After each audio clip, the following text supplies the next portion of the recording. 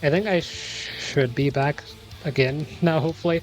So I swapped back because apparently the other internet stopped working now, even though it was working like whenever I started streaming on the wrong internet, and then I switched to the correct internet because I thought that it would work better, and then it started not working. And then so I switched back to the one that I thought would be worse, and it ended up being worse. So yeah, I'm just gonna try to answer the question in that, and then I'll probably just see if I can keep streaming. So let me check something.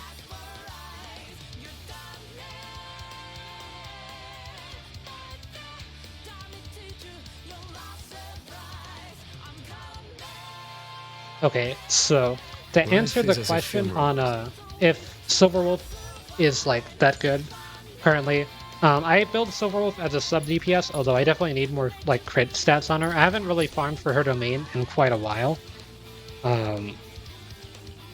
Just because I've been working on building other characters. In the Quantum Domain, you get either Quantum Pieces or you get Guard of Weathering Snow, and that relic set is not good on any character except for Fu Xuan.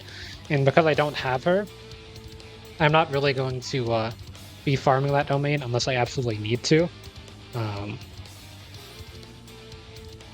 So at the moment, I don't really want to go back to the Quantum Domain for her, but I do think that Silverwolf is probably either the best character or second best character,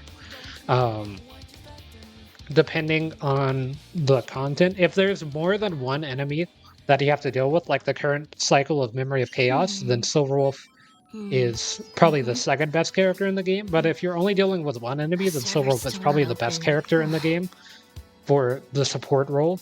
I think Bronya would be the best in multi-target scenarios where there's multiple enemies that you have to deal with, because Bronya will turn even a single target damage dealer like Yanqing into a multi-target damage dealer potentially, as long as he gets a kill, which is pretty rare for Yanqing to be fair, but this is like a lower HP enemy.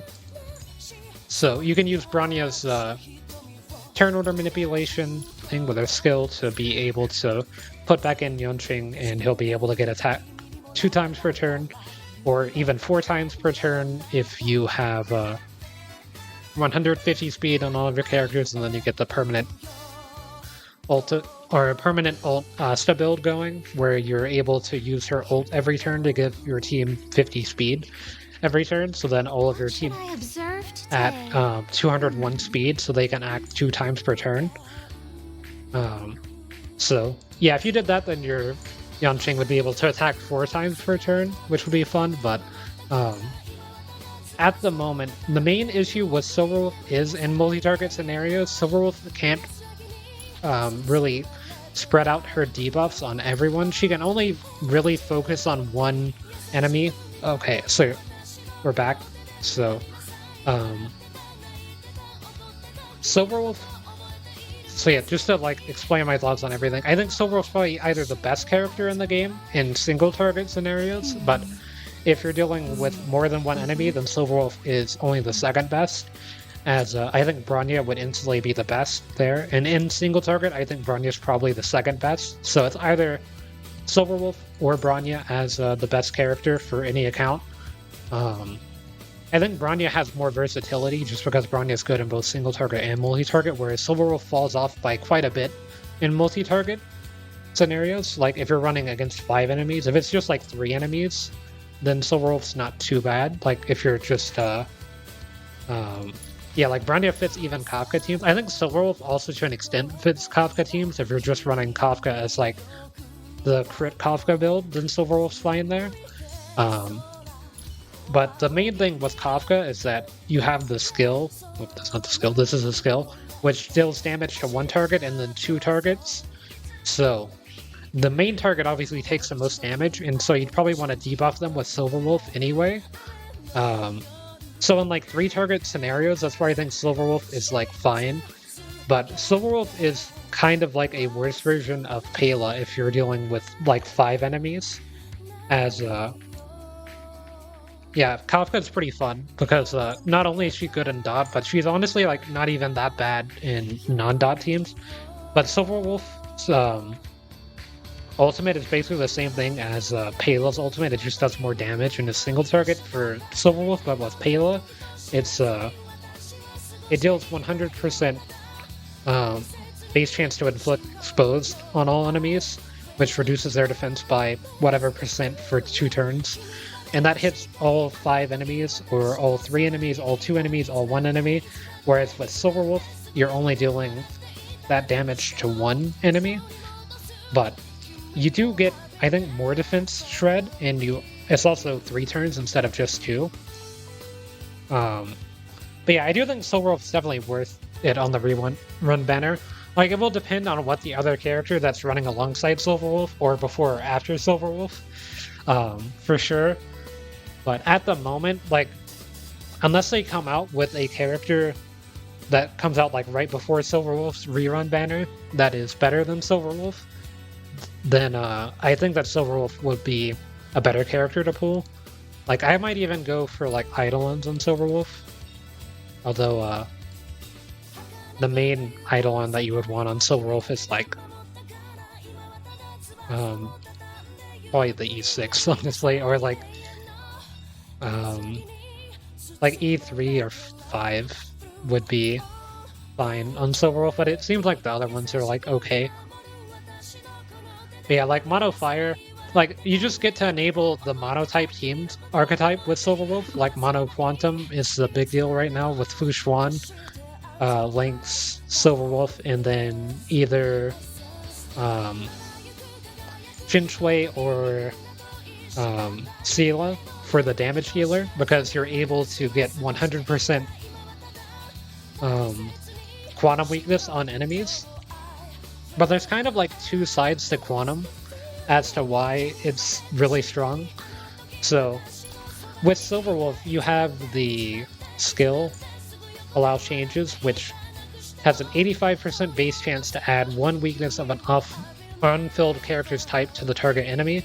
So if you're running 4 quantum units, that will be 100% chance to be quantum, because normally it's just a random type depending on what types are on the field. So if you're running 3 fire units and Silverwolf, it's 75% chance to impair the fire weakness, and then 25% to impair the quantum weakness from Silverwolf. But that's like, I think that the quantum weakness is really good still, even if you don't get fire because of the relic set, but I'll get into that in a second. But also with Silverwolf, the other thing about the skill implant is that I think it says it here, but it says it really weird. But basically, whenever you're using Silverwolf's skill to implant a weakness, if an enemy already had a fire weakness and you're running the mono fire team, then Silverwolf would instead automatically implant the quantum weakness, because they already have a fire weakness. And then I think if they have both, then it will just be 75% for fire or 25% for quantum. But if they already have the weakness and you implant the same weakness on the enemy, then you deal more damage of whatever that damage type is. So it's still good to implant a weakness that they already have, because you're basically just giving whatever damage type that is more damage. So it's still pretty good. And then it also applies a debuff on them. But if you end up hitting quantum, then they have a quantum weakness, and if you're running the 4-piece Genius of Brilliant Stars set, which is the quantum set, the broken thing about this set, and why you can even run it, like if you have Jin Yuan or any DPS character, and you already have Silverwolf on the team, you could put the mono fire team against an enemy that doesn't have fire weakness. The mono fire team would be good either way. So like if they already have a fire weakness, then if it implants fire on the enemy, they will take more fire damage. But if they don't have a quantum weakness, then it will be more likely for Silverwolf to give them the quantum weakness. And if she's running the 4-piece Genius of Brilliant Stars set, then she gets 20% defense or she ignores 20% of their defense whenever she attacks. So if you're running her as a sub DPS on the mono fire team, then she still has pretty good value because she's dealing like 120% regular damage to those enemies that already have the quantum weakness. Like that's why I think that Silverwolf implanting the quantum weakness, like if you're running Kafka, Tin Yun, and Bailu for mono electric with Silverwolf, so that way she's like 75% chance to inflict the electric. You can actually give the 4-piece effect. You can put this 4-piece of the quantum set on any character in the game, and as long as you're running Silverwolf and she implants the quantum weakness, then they also get 20% defense ignorance. So, like, let's say you have Kafka. Kafka is an electric damage dealer, so you probably want to run, in most cases, the electric set, but you can actually run the 4-piece quantum set on Kafka if you're running Silverwolf, because she's going to be implanting the quantum weakness. So you get that 20% ignoring of the defense, even on a character that wouldn't normally take advantage of the extra quantum damage. But yeah, like that's the broken thing about it, is that you can literally run that set as long as you have Silverwolf on any character in the game, and they'll still get the extra damage bonus. Like, even a character like Japard could theoretically run it if you wanted, like, DPS Japard, even though that wouldn't be that great. That's why Mono Quantum by itself is really strong. But even on the Mono Fire team that you were suggesting, you could run the 4-piece Genius Brilliant Stars on all of the characters, and they would still be really strong. Sela, I don't have Sela, because I missed a 50-50 on her for Bronya, but I didn't even know what a 50-50 was at the time because I had never played a Hoyoverse game until... Look, I played a little bit of Genshin whenever it came out, but I didn't play it that much, and then I started playing Star Rail. So, I didn't really mind not having Sela. For a while, I thought that she was really strong, but mainly the reason that she's fallen off of favor for most people recently is just because every character that's come out after her, except for like Jin Yuan, has been stronger than her in terms of the damage output, especially for multi-target stuff. I still think that Sela was probably... Like, I still think Sela is probably the strongest, like, single-target damage dealer, I'm pretty sure. Just because she takes, like, full advantage of the 4-piece quantum set, which is the best 4-piece set effect out of any of the damage dealer sets. Like, the electric one just increases attack by 20%, and then, like, the ice one gives additional crit damage after you use your ultimate. The wind one is... it advances their action forward. The fire one just gives them additional fire damage. Like, where's Hook? Yeah, the fire one just gives them additional fire damage for their next attack, which is fine. And then, like, the imaginary one... I don't even think I have a piece of that. But I don't think it's that good either. I can go see what that is, though.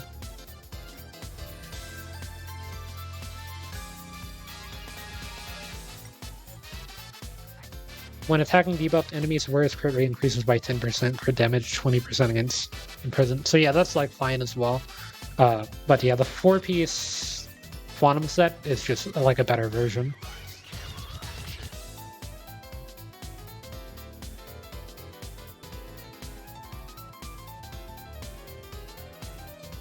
Yeah, like I think she was a good pool still. Like I don't think that if you have her on your account, it's a bad pool. Like, I don't think any of the limited characters that have released so far have been, like, power crept enough to where they would be not worth the investment Life is of pulling them. Like, I still think Jin Yuan's good. I was able to use him in the current Memory of Chaos to clear Memory of Chaos 10. And I think I 2-starred that, if I remember correctly. With yeah,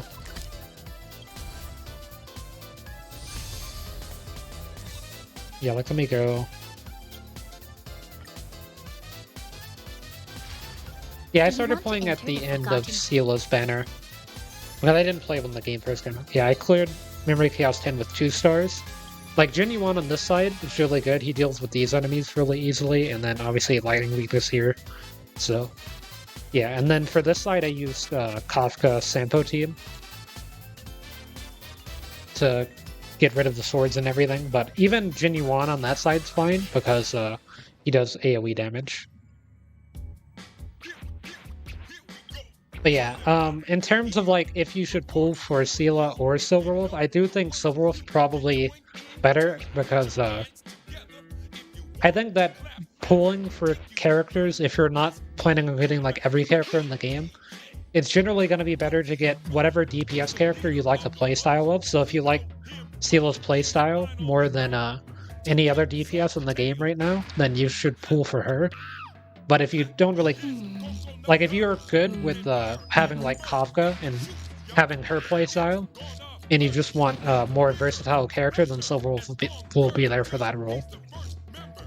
Just because Silverwolf's skill, being able to implant the different weaknesses on enemies, is something that pretty much any character would be able to take advantage of. Like, you can run Silverwolf with pretty much any character in the game, and they will always have added value, whereas someone like Sela needs kind of like a team built around them.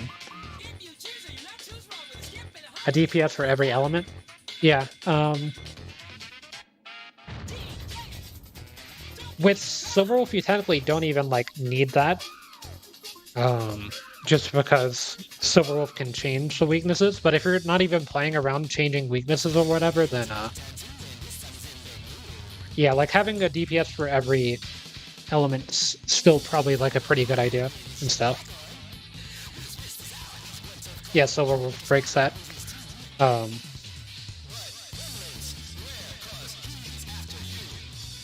But yeah, like, Hook is, like, the only fire DPS right now, right? Unless you're counting, like, the Fire Preservation Trailblazer or running, like, a DPS Asta build, which I run her as sub-DPS, which is still pretty good. She does, like, 20,000 damage whenever she breaks an enemy's weakness, but outside of that, she doesn't do that much damage. But Hook's not even, like, that bad at the moment. Sushang, physical DPS and stuff, so yeah, like, there's still Chinchwei if you have her, although you kind of need her at like 8-on-4 before she really pops off, but she's still pretty good. Like, I use her for Swarm Disaster stuff sometimes, and she's really fun to play, personally, just because of the RNG element. Like, your goal with Chinchwei is to try to use your skill as many times as possible without it actually triggering, and then throwing out the attack or ultimate for a lot of damage, because it gives you a damage buff every time that your skill is used. Yeah, this one here.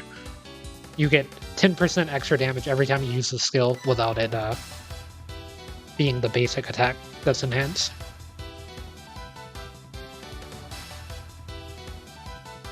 Yeah, you're I still think that yeah, I think that having a DPS for every element is pretty good. But like, at the moment in Star Rail, I think weaknesses are like a pretty big deal, but I think at some point in the future, accounts will be advanced enough where, like, in Genshin, you can pretty much just run any character in like any scenario and they'll be fine. Like, you don't even need weaknesses. Like, even in Swarm Disaster right now, if you have like Kafka plus Sampo with the Nihility path, none of the swarms are inherently weak to electric or wind. You can get certain things that make them weak to electric or wind, but yeah, like, you can just run Kafka and Sampo with the Nihility path and still take advantage of that kind of stuff. So you do need DPSs for like elements and stuff, but I think as long as your DPS is strong enough, they should be able to overcome most things, even without Silverwolf. But yeah, that's also just partially because Dot is the way that it is. But yeah, like, I used to run like Physical Trailblazer as my main DPS. Well, really, my team was Japard, Jin Yuan, Bronya, and Physical Trailblazer all on like one team. Whenever I was like first starting to get into more like in-game stuff, like Memory of Chaos and stuff, but the physical Trailblazers fallen off like so much that they're pretty much like a sub DPS at best whenever they're used.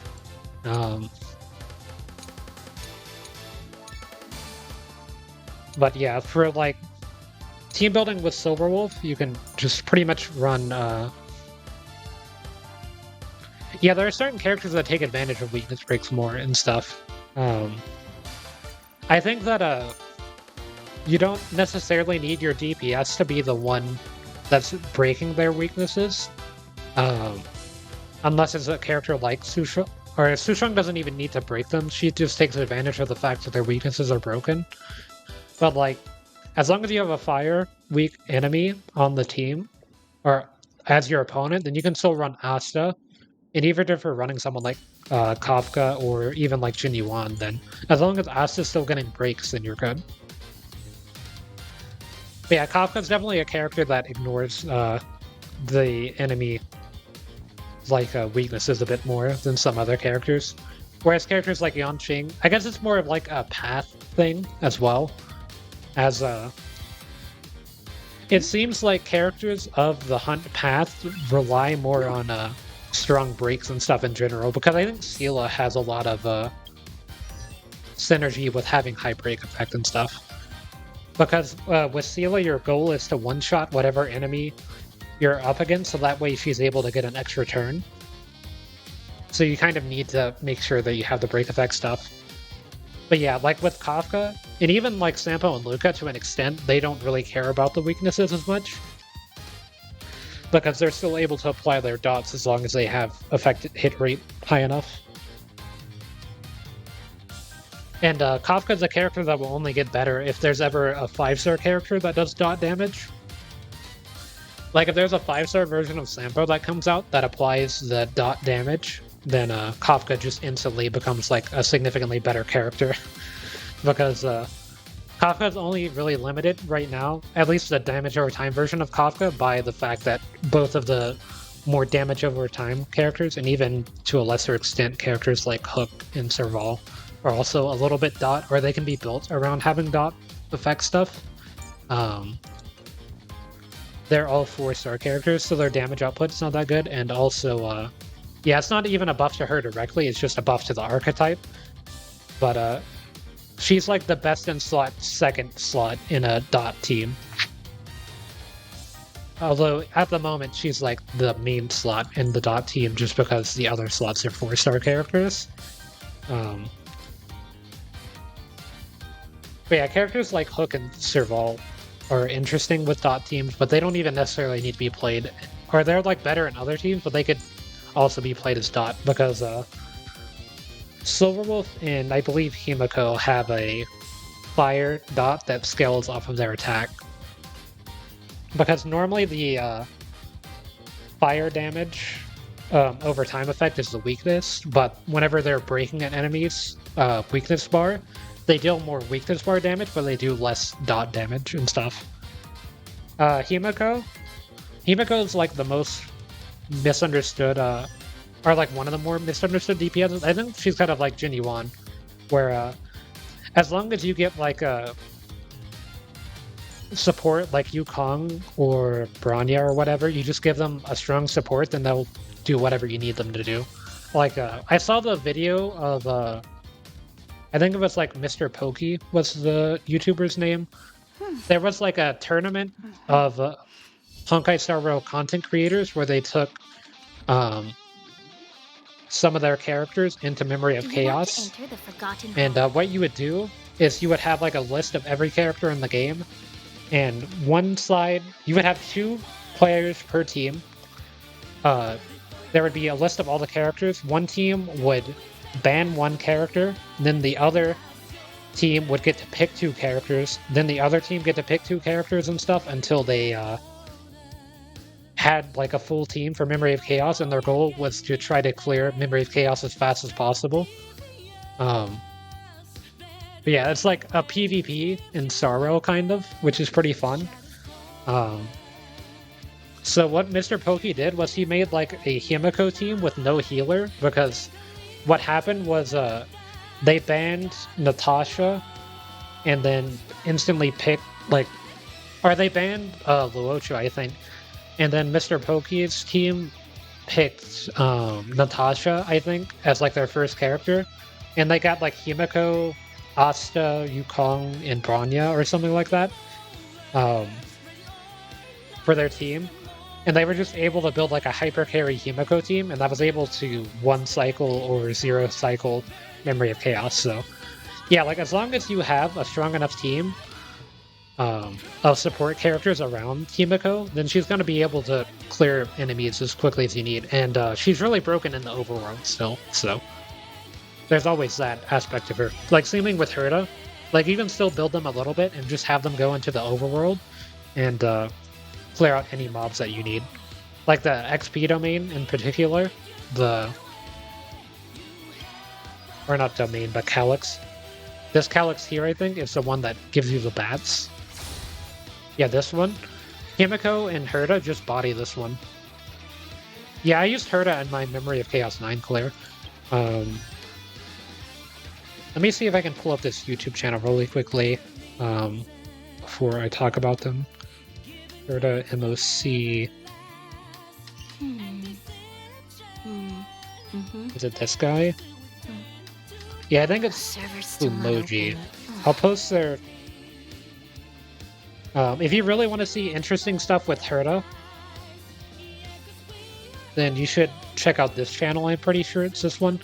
They do a bunch of like experiments with Herta in particular, but I think they're doing stuff with Fushuan right now, and or just like underrated characters in general, and making it where they're able to like 0 cycle Memory of Chaos and stuff like that.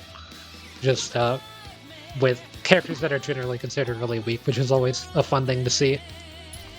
But yeah, what I did for my Memory of Chaos with Herta was I just gave her all of the stuff that I currently have on my Genuine, which I have Himiko's Light Code, and then I gave her all of these. Even though it's only the lightning damage one, it still increases their attack after they use their skill by 20%, so it's still good on Herta. But yeah, it also is just like 66, 136 crit rate to crit damage, so I mean it's still going to be doing pretty good damage with Herta. And my Herta's traces aren't even like that good at the moment, and she was still able to clear Memory of Chaos 9. I only cleared Memory of Chaos 9 with 1 cycle left, but yeah, Himiko's character design is definitely one of the better ones. And I really like her in the story and stuff. Like, she'll be more involved in the next planet of the story. At least it's like setting up for that in the story right now. So I'm interested to see more of her and stuff in the story. Although she doesn't really have that good of a future predicted for her by most people right now in the story, just because of the stuff that happened in Honkai Impact 3rd of the equivalent of her character. But yeah, I'm interested to see what's going to happen with the story with Himiko, because I don't think that they'll do the exact same thing as Honkai Impact 3rd, because they have already done it, but it'll be interesting to see. I didn't play Honkai Impact 3rd myself, so I don't really know too much about it. I do know like the spoiler stuff, but I don't know like the context of the spoiler. So I'd be interested to see what happens with the story and everything.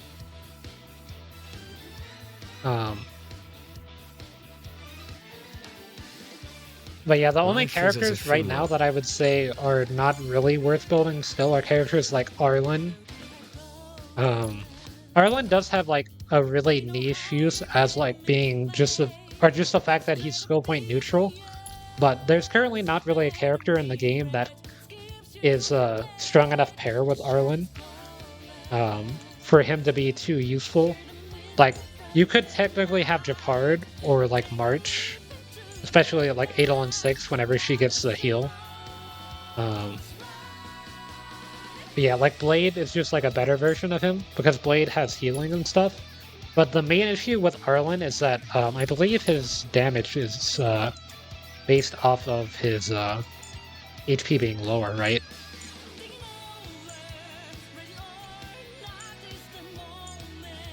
Oh no, it doesn't matter what. Oh yeah, his HP needs to be low anyway though, because of stuff like this. So yeah, you need to keep his HP like really low going into a fight, so that way he's able to take advantage of this, which you can't even do at the later stages of Memory of Chaos. You can only do that on the first half of Memory of Chaos in the first place, so already you're at a disadvantage since this is a pretty good ability if you're able to get it to function. But like outside of that, his like damage and stuff for multiple targets isn't even that bad, especially for a 4-star, and he's like skill point neutral.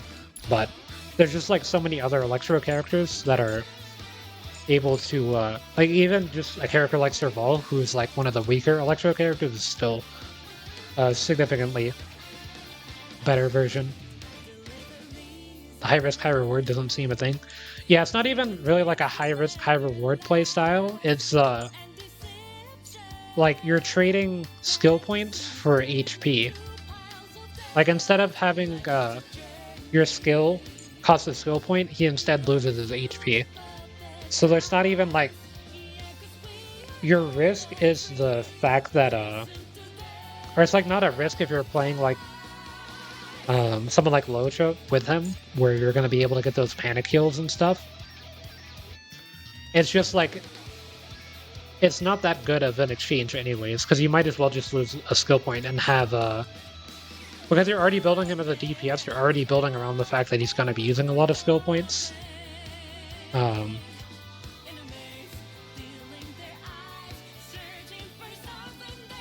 Yeah, like he's definitely a character that could still do damage and stuff. Like I'm pretty sure all the DPSs in the game right now, like Herta, Hook, Sushang, Arlen, even if you don't build them fully optimally, as long as you have strong enough support with Tenyu, Yukong, Asta, Bronya, all of those characters, you're still able to get strong enough multipliers off of them to be able to one-shot stuff, so. But yeah, he does have a really interesting niche where you can build him as a sub-DPS, so like you can pair him alongside someone like Sushang if the enemy has a lightning weakness, and it's like a really hyper skill point efficient team since Sushang doesn't use skill points at Eidolon 1 as long as the enemy's weakness is already broken. But yeah, like all DPS is pretty good as long as you build investment around them. Like there's even characters like Welt that don't necessarily need the investment around them in their DPS because like the investment will increase their damage by a lot, but their like usefulness of the DPS is inherently like sub DPS and stuff. But even like Fu Xuan, like if I go to the data bank here, Fu Xuan has a crit rate, right? Yeah, she gives like just a flat crit rate percentage.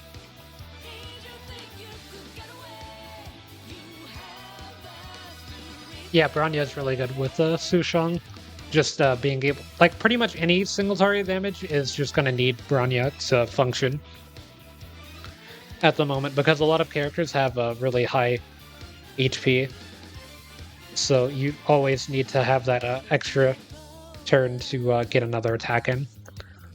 But yeah, like Fu Xuan just gets flat crit rate. Like it's not even crit rate based on Fu Xuan's crit rate. Like Bronya's crit damage stuff. It's just crit rate. It's kind of the same thing with Asta. Like Asta's with Asta's talent, whenever you have the charging stacks, it just gives flat attack percent. So you don't even need to build them as like a sub DPS. You can literally just make them have like 7,000 HP, and they will still give you 14% attack. So those are characters that are pretty much going to be really good with anyone. So like even like Fu Xuan's like not only got the flat crit rate, but also is healing and shielding for everyone, being the preservation character and stuff. So yeah, it'll be interesting with her. I still think like it's hard to say between whether or not Bronya or Silverwolf is the best character because it does kind of depend on the content and stuff, but yeah, Asta's pretty, like, I've read, like, her story, like, her in the story and stuff, and then I've liked her playstyle quite a lot. Like, I've invested a lot of my Trailblaze power more recently into her because I kind of just started building her up again recently since starting playing the game. And she's really fun. I built her for crit damage percent, and she does 141% or not crit damage, break effect percent from the Memories of the Past light cone and stuff. So she's able to get a lot of break damage and stuff on enemies. Like with, let me see if I can find an enemy with a fire weakness. Found your weakness. Yeah, this enemy has a fire weakness, and she did 15,000 damage off of just hitting those two enemies plus this one, just from the start of battle break effect. Time for a fun. Yeah, and then Silverwolf just goes on him, one-shots the other side. Will always remember us. So yeah, like, but I've also seen people just have like 4,000 HP and like 1,500 defense on their Astas, just because of the fact that she gives flat attack. So as long as your Asta stays alive, then your team's getting buffed. But there's like the other build of Asta that I talked about a little bit, which was the Infinite Ult Asta, or Perma Ult Asta, where you give her the 2-piece energy set, I think, and then an energy rope on that, where Asta's able to use her ultimate ability to give everyone 50 speed every turn. And then as long as your Asta's at 151 speed, which mine's at 146, so I need 5 more speed. Like, as long as every character on your team is at the 151 speed mark, whenever Asta gives you the 50 speed from her ult being at level 10, then it makes it where everyone on your team's at 201 speed, which makes them attack 2 times per turn in Memory of Chaos, instead of just 1 time per turn, with how speed works. So that's something that I want to work towards on my account eventually, with like every character, but at the moment, that's pretty far away. Yeah, it's going to be really fun, because then you get like Bronya in that, and you're able to attack 4 times per turn. But yeah, currently the most banned character in PvP is Bronya, apparently. Just because if the enemy team has Bronya and your team doesn't have Bronya, because you can only pick the 1 character per team, it's like League of Legends, where if one team picks a character, then the other side is locked out. If you don't ban Bronya and the other team gets them, then they're just able to like zero cycle pretty much anything, because Bronya is able to put them back in for an extra turn at the moment.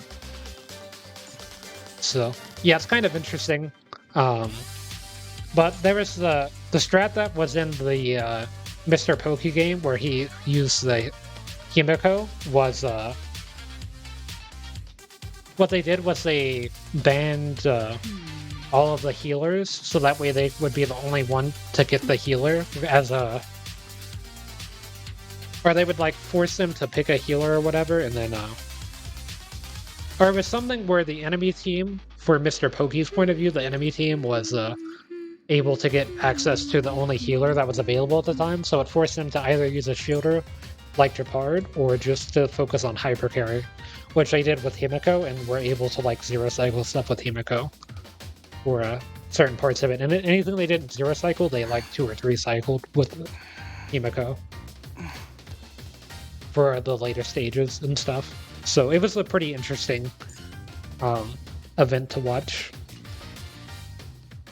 with Himiko and everything. That's why I don't think that pretty much any DPS character right now in the game is too bad, as long as you're building the supports. Like, that's why I think Silverwolf is probably one of the better pools for reruns, just because she's a support character.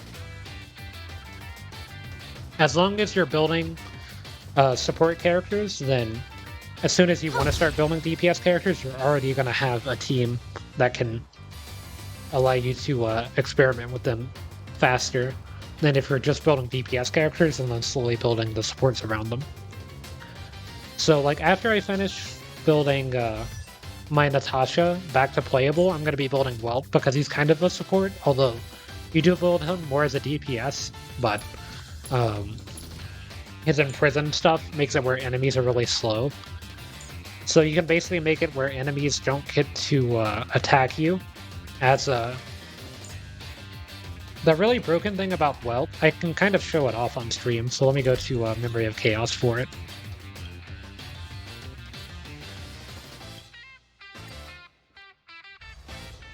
Do you want to enter the Forgotten?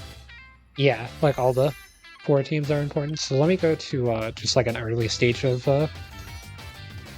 Memory of Chaos and bring something like Welt. It's gonna clear this fast. I guess Genuine. So what you can do with Welt is whenever you're going to start a fight in Memory of Chaos, you activate his talent. And as you can see, all of the enemies are imprisoned for the first cycle. But then also Bronya is imprisoned on the next cycle. Welt is like the only character in the game, I believe, that has his talent effect on both of the enemy waves in Memory of Chaos right now, so he's really strong. And show no mercy. I learned a bit about the imprisonment stuff recently. Like the imprisonment as a debuff is really interesting since it basically makes it where any enemy doesn't get stat changes, they only lose HP. Or I think they can get debuffs, but they like can't get buffed. So there's a really annoying enemy in the game right now that or at least for me, I find them annoying. Let me see if I can find them. Yeah, this guy, the Automaton Gatekeeper. He's even imaginary resistance, but every time that you hit this guy, he gets 33, or it like gives him 33%, and then if you hit him 3 times, it goes up to 100%, and then he enters like enhanced mode where he's able to hit one of your units really hard, and then he also stuns them for like 2 turns if you don't have effect resist on your units or a cleanse. So he's like really annoying, but with Welt, if you actually imprison him with Welt's talent, then he can't get the stacks that cause him to get buffed. Because he's like, if you hit him 3 times, then he gets buffed. But with Welt's imprisonment, if you hit him while he's in prison, then he doesn't get those buffs.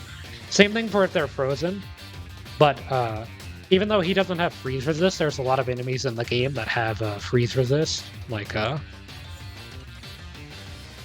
Yanqing has freeze resist. Pretty much all the boss characters have freeze resist. Let me see if I can find another one. Yeah, Bronya has control effect resist, which is basically freeze resist. Freeze resist. Ice resist, control effect resist. So like all of these have like freeze resist, whereas most enemies don't have... Well, he has imprisonment resist for like Yanqing and stuff, but a lot of enemies don't have imprisonment resist directly. So you're able to imprison them a bit easier than just freezing them.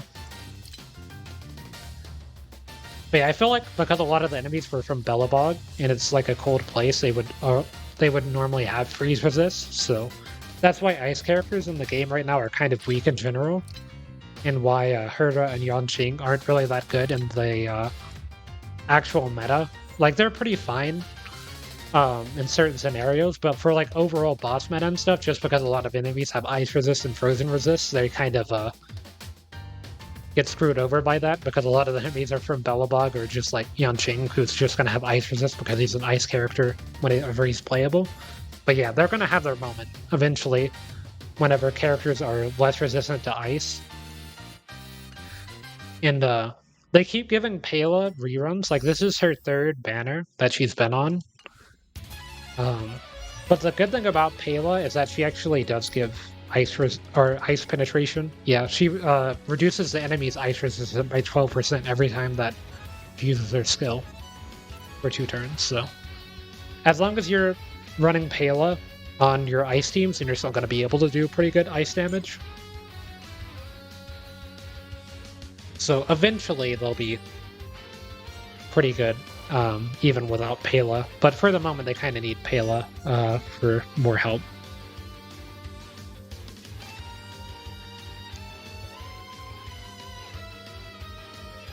Yeah, like they'll make the MOC around Do the you want to characters enter the that are forgot- featured on the banner. Like even in Genshin they do that. I pulled Tartaglia in Genshin. He's like one of the featured characters. He's a Hydro character, which has the vaporize reaction if you apply fire, and his best team is 2 fire units, a wind unit, and then him, so a water unit. So you're able to get that vaporize reaction. And the current Spiral Abyss, which is a memory of chaos in Genshin, gives additional damage if you cause the vaporize reaction. So it's kind of like centered around you having him as your damage dealer. So it's kind of interesting how both games do that. But yeah, they did that with Dawn Hunks as well. Yeah, I'll be interested to see how Jingliu will be. She is a destruction character, I think. So,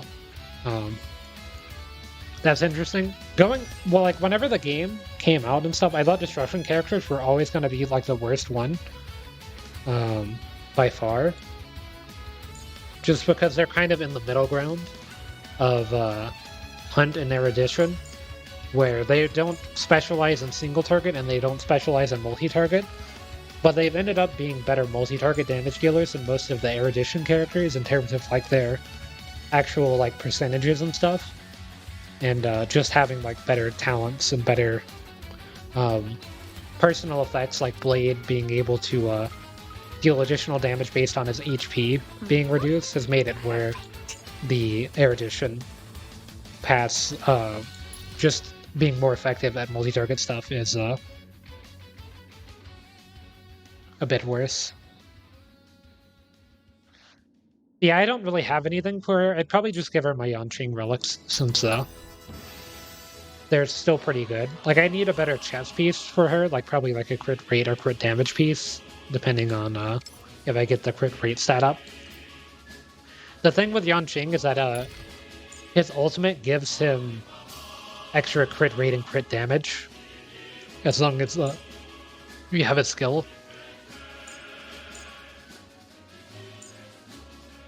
Wait, where does it say about his skill? Or his ultimate? Oh yeah, increases Yanqing's crit rate by 60% whenever whenever the skill is active, you get extra crit damage. bright edge that can So cut jade. yeah, with Yanqing, he gives himself a bunch of crit rates, so you don't really need a crit rate piece. You mostly just need crit damage stuff.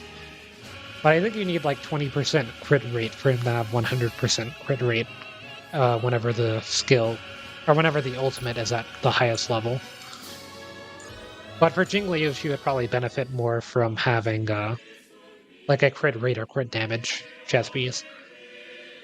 And I don't even know if you go for like the 4-piece ice on her, or if you go for like 2-piece ice, 2-piece musketeer for extra damage, or whatever she's going to be scaling off of.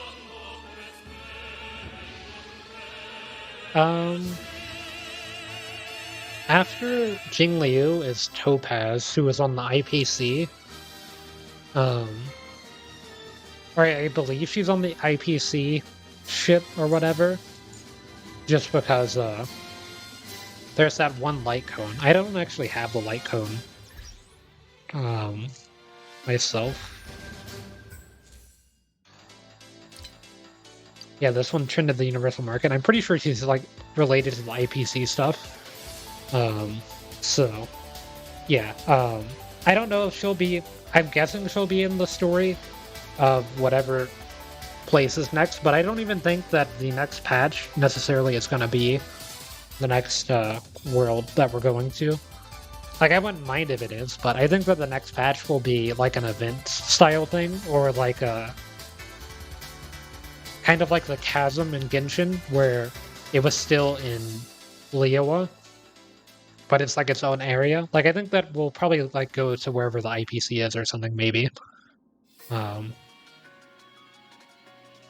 Yeah, it's kind of like Tower Fantasy right now, where the best characters are the newest characters. I don't think it necessarily is going to be that way forever, and I don't even care if it's that way forever, or not. Like, if they come up with a character that's weaker, as long as they're like as long as I like the character, I'm gonna be pulling for them either way. So yeah, it kind of just for meta and stuff, like it's better to pull for the ones that are better or whatever. But I don't really pull for like meta kind of stuff, so it'll be interesting to see. But like Nilou, whenever she came out in Genshin, she was considered really bad. But what Nilou does is she makes it where a certain reaction is really strong, and then in every other reaction that she's used in, she's like really weak, but she enables like a certain type of reaction in that game to be like at its peak performance, kind of like how Kafka makes it where dot teams are at their peak performance. So as long as they have characters like Kafka or Nilou that come out where they have like a unique playstyle to them, I'll definitely be buying them. Even if like the playstyle is bad, or whatever, as long as it's like a unique and different playstyle, I'll definitely be able to try it out.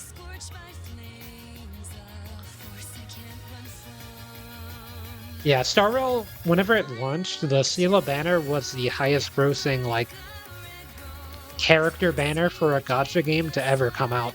So I think that Star Rail has quite a lot of money, and like not even if like Star Rail, but Genshin and Hoyoverse in general have like a ton of money. So I imagine that they'll be putting more and more stuff out for this game as time goes on.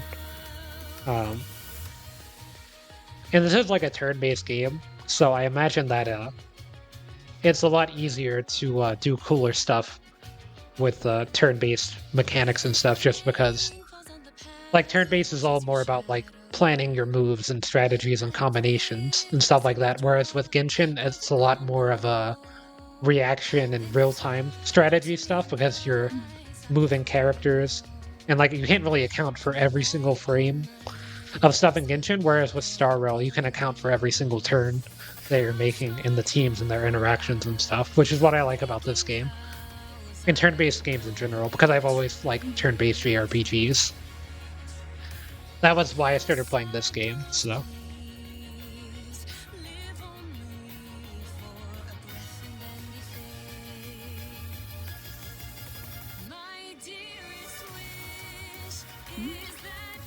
Yeah,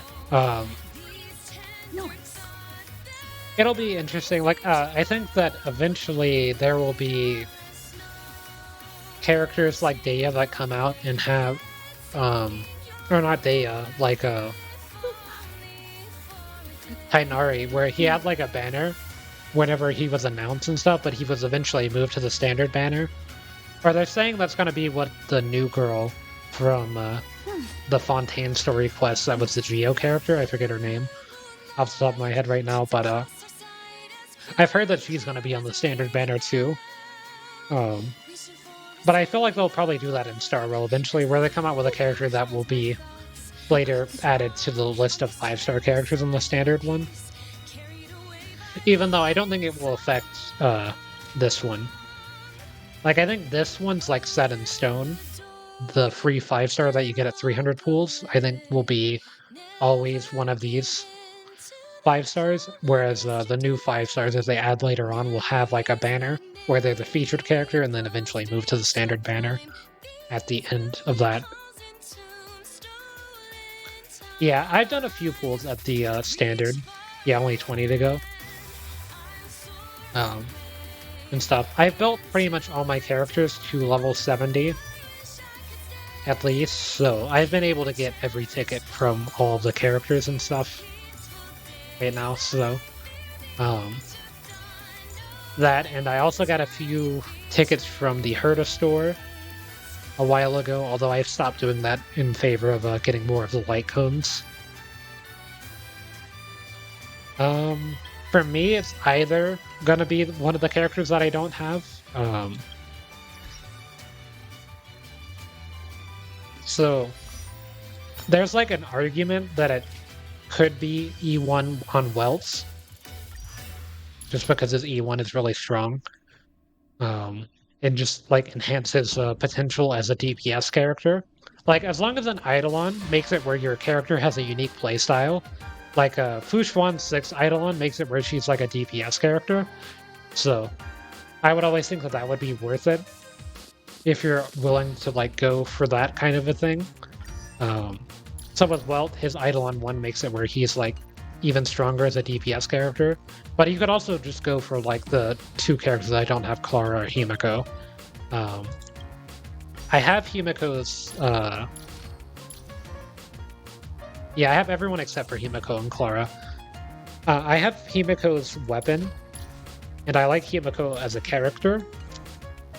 But I really like Clara's playstyle like a bit more. It seems a lot more interesting. And I like March as a character. March was the reason why I started playing this game. Because I liked her character design, and also my birthday is March 6th, so I thought it was like kind of coincidental that she's March 7th and stuff, so that got me to start playing the game. So I feel like what I do for my March build is I just give her all of the relics that I have on my Fire Trailblazer currently. So I would eventually just play like Clara and March because they have a really good synergy together. But I don't have Clara's signature light cone, whereas with Himiko, I already have Himiko's signature light cone that I use on my Genuine. And her signature light cone's like not even like the effect of her signature light cone's not that good for an Erudition one. Like the best ones for Genuine's probably like either Seriousness of Breakfast or Birth of Self. Since this one increases follow-up damage and stuff, whereas this one just gives you extra damage depending on the enemies defeated. Whereas this gives you extra damage depending on how many enemies are on the field. So it's good for like using in the overworld and stuff where you're one-shotting like 5 enemies at a time, but it's not really that good in Memory of Chaos kind of stuff.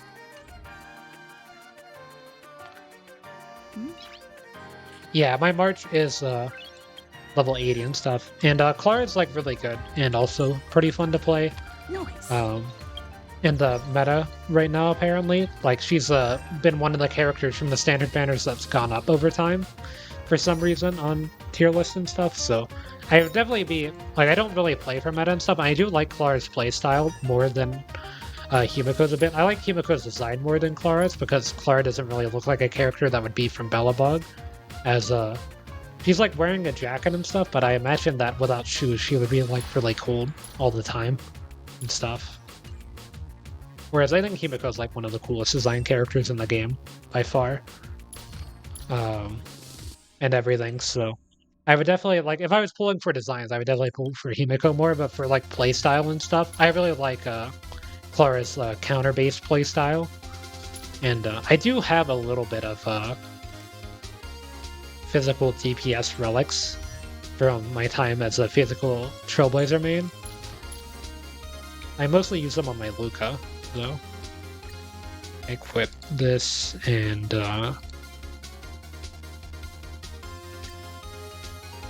this, and then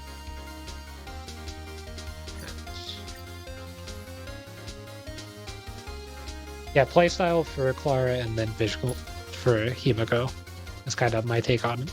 But yeah, this would be like my Clara's relics at the moment is 4-piece Champions of Streetwise boxing, which I don't know if it's like that good on her or not. I'm pretty sure that's what people run, just because she's able to both get hit and attack, so she's able to take advantage of the 4-piece a bit. But yeah, I think you build her like more defensively anyway, and stuff. And I think that Clara has like pretty good crowd control resist, so that's also an advantage. I imagine that Clara is really good against the Kafka boss, which is the only boss that I really struggle against with this account, because I don't have a strong, like a super strong character that is built enough to fight Kafka.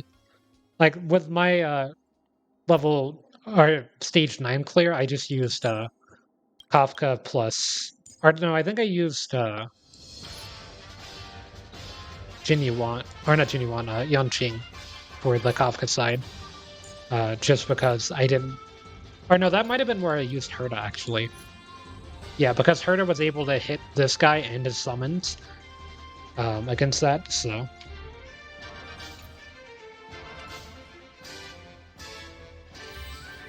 She's a DPS that has damage reduction, I think. Let me go check her stuff. Alright, I need to go to the data bank for that.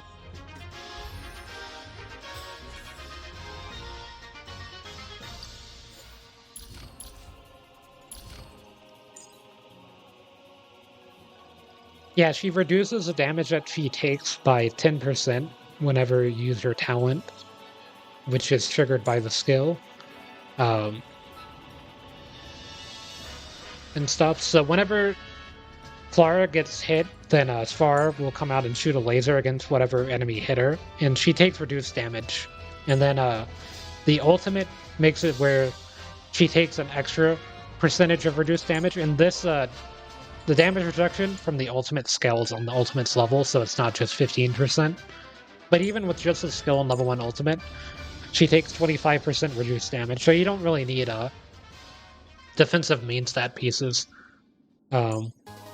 Because she already gets like HP boost here and stuff, and she gets a lot of attack boost here too, to be fair. And stuff, but yeah, you'll be like, or at least I'll be playing her with March, so you already get the shield anyway.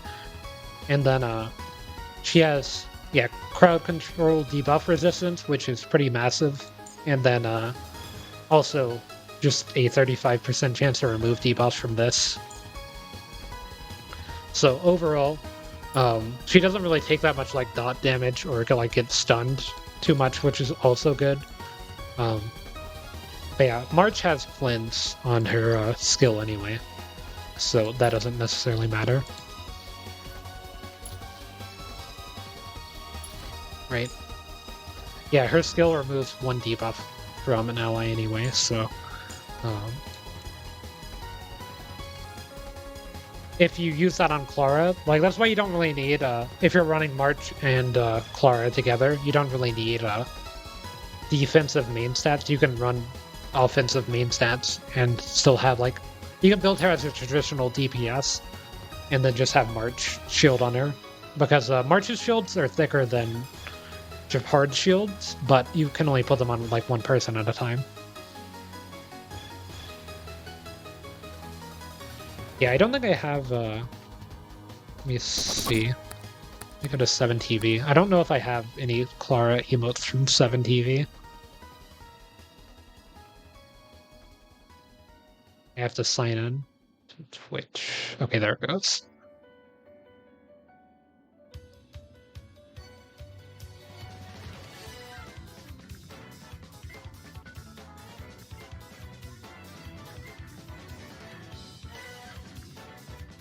Yeah, I don't see any Clara ones.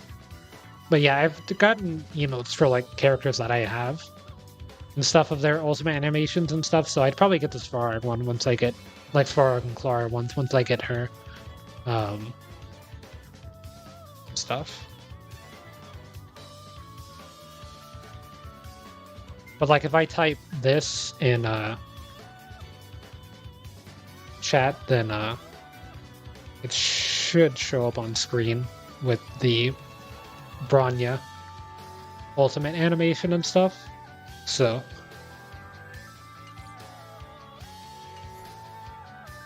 yeah, that's like the 7TV emotes and stuff. You can get those for like there's some for pretty much any character in the game, so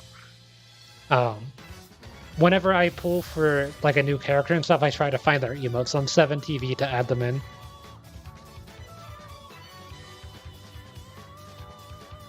Yeah, or like I have one for March as well. I don't know if it's, yeah, it's Hey with a capital H. They're all case sensitive, so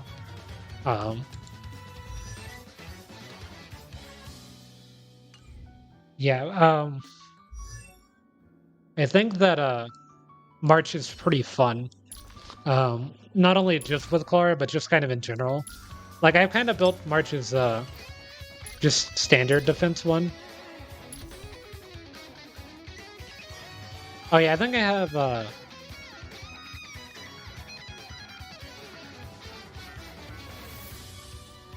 I don't know if you let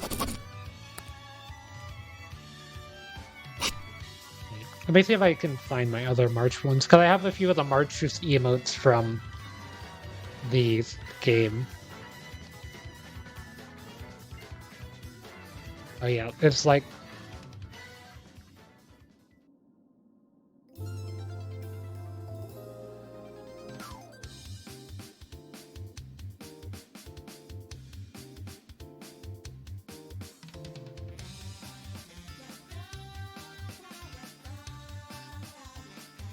there's like a few emotes that I have and stuff from I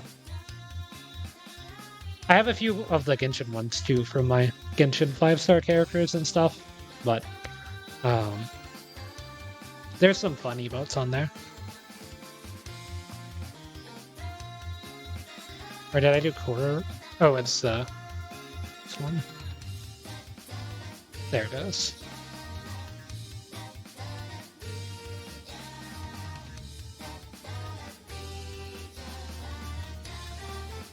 Or whenever I'm playing Herda. But yeah, with March, what I do for her, my build for her is just I take all the ones that I currently have on my physical or Fire Trailblazer because I use them interchangeably.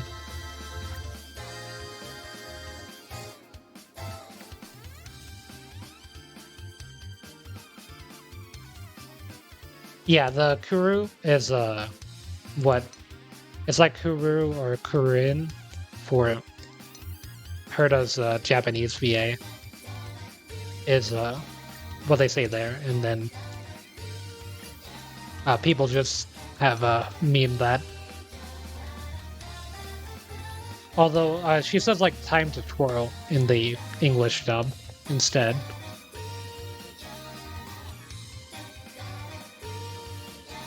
Or something like that.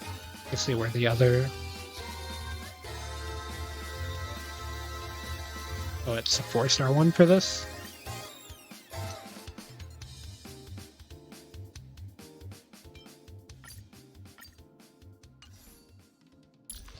Yeah, like if I ever go to like some sort of gaming convention, I imagine that the English VAs for Star Rail will be there or something. Or like English VAs for Genshin. Because they usually go to like anime conventions or gaming conventions and stuff, and I definitely want to try to go to one of those in the future, so that's why I play in the English dubs, is because I live in the US, so I imagine that I could like meet them there or something, so that'd be kind of cool. And I also don't mind the English dubs, because yeah, I think that the voice acting in Honkai and or Honkai Star Rail and Genshin are really good. I believe Honkai Impact 3rd doesn't have an English dub though, it's only in Japanese. Or Chinese, whatever. They might have done that for Chinese only because it's from Hoyoverse, which is in China. But I don't know if they normally just do the Japanese dub as a base because it's an anime game. And most animes are normally dubbed in Japanese, being from Japan. But yeah. In Star Rail, there's all like the lip syncing stuff based on the AI. Like recognizing the voices and stuff, which is a bit interesting. Yeah, I used to go to Comic-Con in my state. I went to one that had Stan Lee at it once, but like the room that Stan Lee was in was so full that I didn't even there wasn't even like standing room off of the escalator from like you had to basically like walk in place on the escalator to be able to stand in line for that room, so I wasn't able to like meet him there.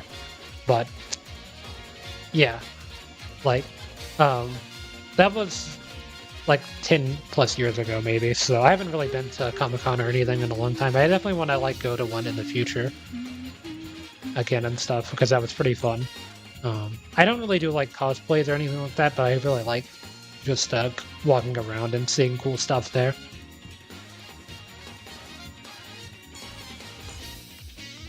So I definitely would be interested in doing that in the future. But yeah, with like anime and stuff for me in general, if a dub is highly recommended and there's no like translation or jokes that would be lost in translations or like things that would be lost in translation from the Japanese dub to English dub, then I don't mind. And it's also not like a long running series like One Piece, then I don't mind watching the English dub. But like with One Piece or with shows that are currently airing, if I have to wait on new episodes for them, at least, then I'd probably want to watch them in the Japanese dub. rather than wait on the English dub to come out, unless the English dub is like that much better. Or not even better, but like still that good.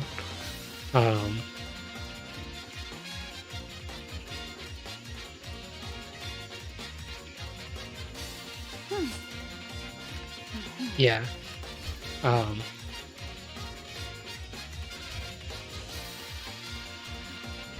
For like, with the anime that I've watched dubbed, like I've waited on Quintessential Quintuplets, like the movie for that. I still haven't even finished that movie. It's on Crunchyroll. And I like watched like the first 30 minutes of it and I haven't watched any more since. I need to finish that at some point. And then I watched That Time I Got Reincarnated as a Slime dub. And then I waited on the spinoff to get dubbed for a long time. And like just What before should I I was about to start observe watching it today? subbed because I didn't think that they were ever going to dub it, they like eventually dubbed it because Crunchyroll and Funimation merged, so it took forever to get dubbed. Because there was all of that kind of stuff, and then I also watched Mushoku Tensei dubbed, so I've been waiting on more episodes of that to come out and stuff. Yeah, manga's pretty good too. I don't read too many manga. I've read I'm on part 9 of JoJo's, although I've read like the first few chapters of part 9. I need to catch up on that because I think it's on like chapter 7 now, so but it's like a monthly manga, so it wouldn't take me too long to catch up on that. And then if an anime is good, I'll try to keep up with its manga. Like if I really like it, like One Piece. I know of the stuff that's currently happening in the manga, but I'm technically not caught up on the manga as I'm on like chapter 973. But I'm caught up on the anime. Like I'm further in the anime than I am in the manga. Yeah, part 7. Part 7 takes a while to get good, but whenever it gets good, it's like one of the I think it's like the best manga part. It's between that and 5. Still well run of part 7. But I really like part 5 for JoJo's the most. Out of all of them so far. I thought part 8 was like okay. But yeah, like part 5, part 7, and then like part 4, part 3 for me. And then like whatever the rest of them in like pretty much any order. Part 2 was pretty fun. Yeah, still well run. And then I'm trying to think of what other mangas I read or am reading. I have all of the Death Note manga. Like I have an all-in-one edition of that I've read, and it has like a bonus chapter in that, so I was able to read that. And then I've read like a bit of Dress Up Darling for a while after that anime came out, but I haven't read that in a while. And then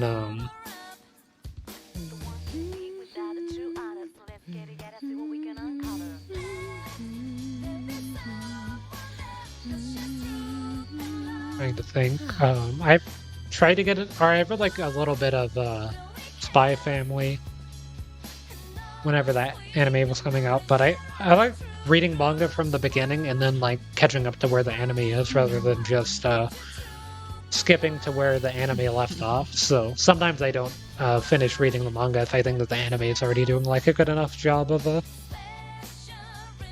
presenting the story, and I'd rather just wait on that to fully release. Although I still haven't watched this full second half of the first season of Spy Family. And stuff, I need to go through and finish that.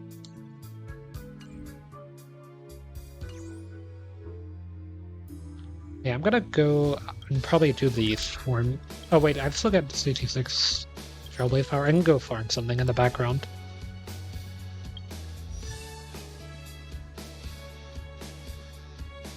What does Kafka's Lycone need? Oh yeah, my normal Kafka stats should probably be back.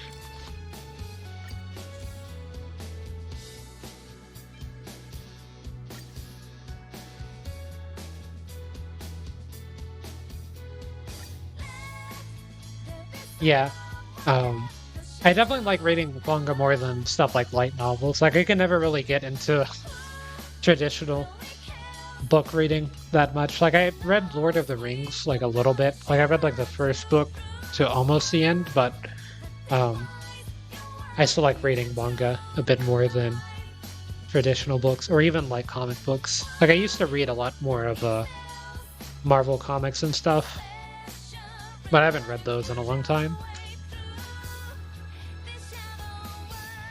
Just because I started reading manga more.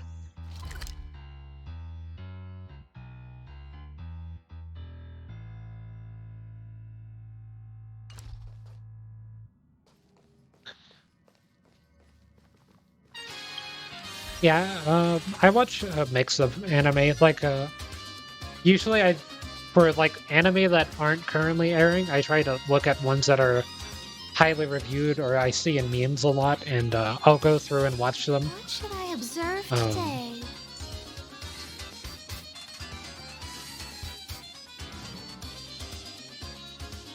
Like, let me see if I can pull up my Twitch. My Twitch has my anime list on it. The server's still not open. The server. Here, let me mute the stream. Okay, there it is. So yeah, I haven't updated my anime list in a while. I can pull this up on screen.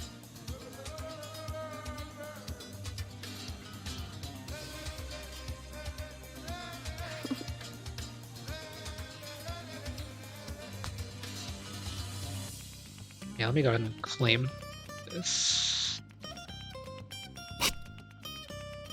But yeah, I haven't updated this in a while. Pretty much the only thing I've been watching is just One Piece.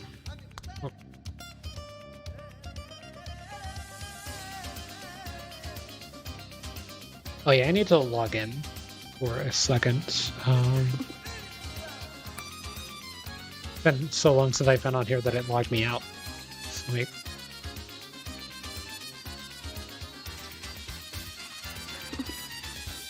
close that for a second and log in.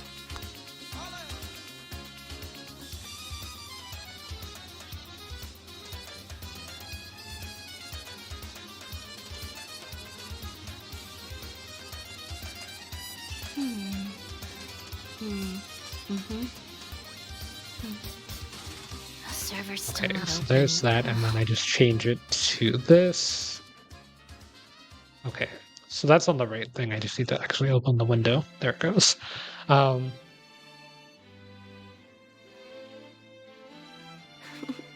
wait, that's not even how you see the anime history. You can click on this. Yeah, I've pretty much only been like watching One Piece at this point, so I need to get back into watching Monster again. I watched that off of Netflix. I actually finished Bakemonogatari.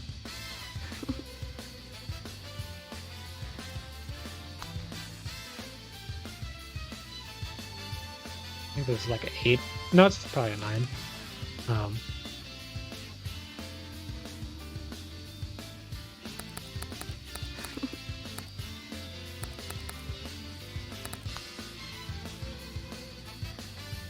Oh wait, you could search by user.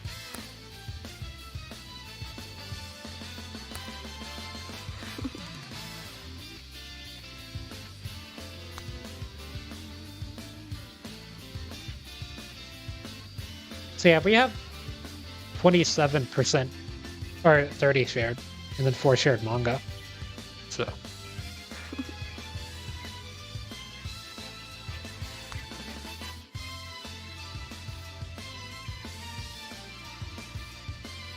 this Assassination Classroom, My Hero, Chainsaw.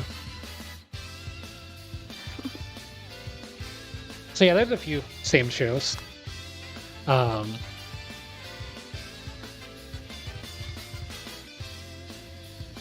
So, but yeah, I've like for just because I've been streaming and stuff so much, pretty much all the anime that I've watched right now is just like One Piece for every like Saturday. Like I'm caught up to whatever episode it's on, so I think 1091 or something like that. The server's still not open. Ugh. I should probably go ahead and update this now.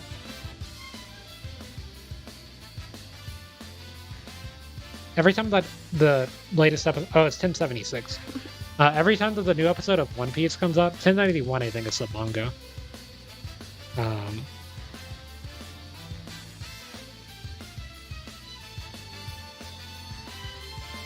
Yeah, I've heard Black Clover is pretty good, but it's like really long, so I imagine it has a lot of slow points.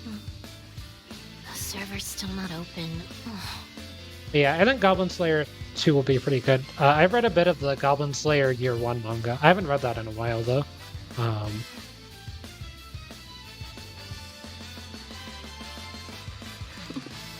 Yeah, these are all the manga that I'm like currently reading. And then for completed, I finished Death Note, all of the JoJo parts, all of Kaguya. I finished all of the Rohan stuff that's out, but and then the Food Wars Sanji spinoff I read. That was kind of fun. And then the Rohan manga. But yeah, like I would finish Oshinoko. Like I don't even think Oshinoko is that bad. I just need to like get around to actually finishing it. Oh. Keep looking on that. Yeah, like Oshinoko's fine. I've tried to watch Jujutsu Kaisen like 3 or 4 times and I can't really get into it. Monster's been pretty good. I just need to go through and finish it. I'm watching that one dubbed. Jujutsu Kaisen, I was watching subs, but I might even switch it to dub the next time that I restart it. If I think that will be better. I couldn't really get into Chainsaw Man, and then but I think it's fine. And then Shield Hero got really boring in the second season, but I'm further ahead in the manga than I am in the anime, so I know that it gets like a little bit better, but it's still not even that good.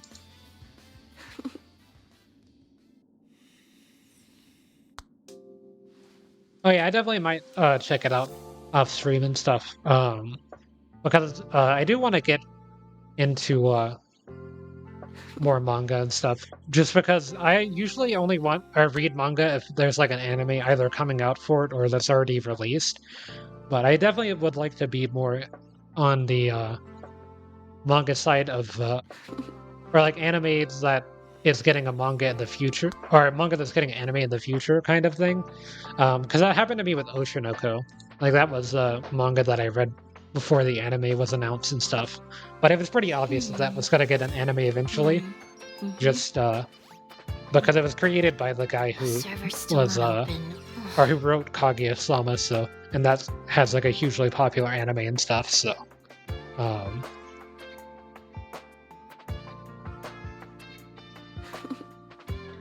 but yeah, it's always cool to see like a manga that you've been, or like I imagine seeing something that you've read in one form get adapted to another form is pretty good. Like having the One Piece live action adaptation actually be like watchable was nice.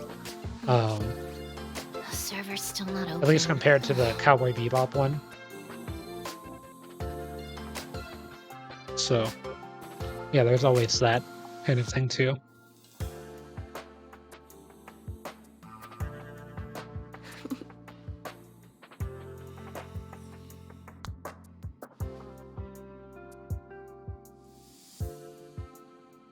Yeah, I had always heard that Chainsaw Man was good, like way before, because Chainsaw Man took a while to get an anime.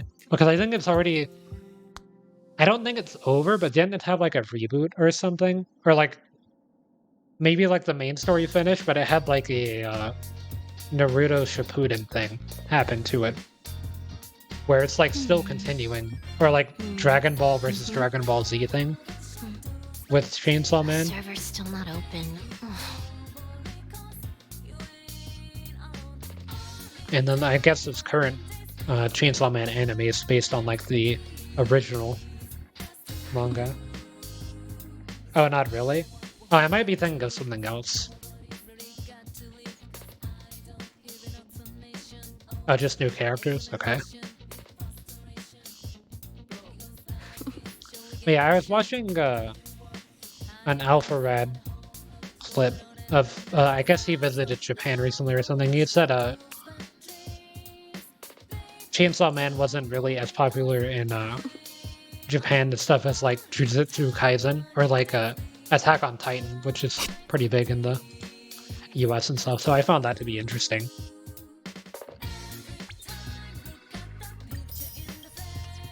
Free XP. I just finished leveling up my pilot to level 80, so now I'm actually building XP books because it'll be a while before I get my welt to level 80 because there's other things that I want to do first. Speaking of which, I'll go ahead and I want to do maybe one more.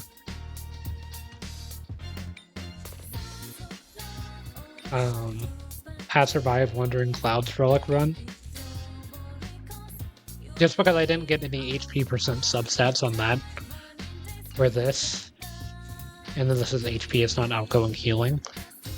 But I don't mind this being HP percent until I get another thing like this where I have outgoing healing on the messenger speed relic. So I'm gonna go do that, and then I'll go back to swarm disaster stuff. So that would be there.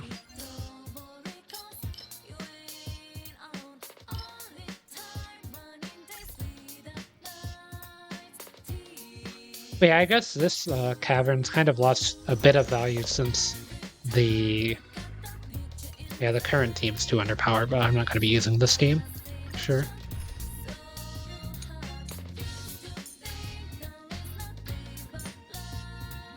That's what I was doing when I started the first stream. I'll be doing that after I do this relic domain. I guess I had...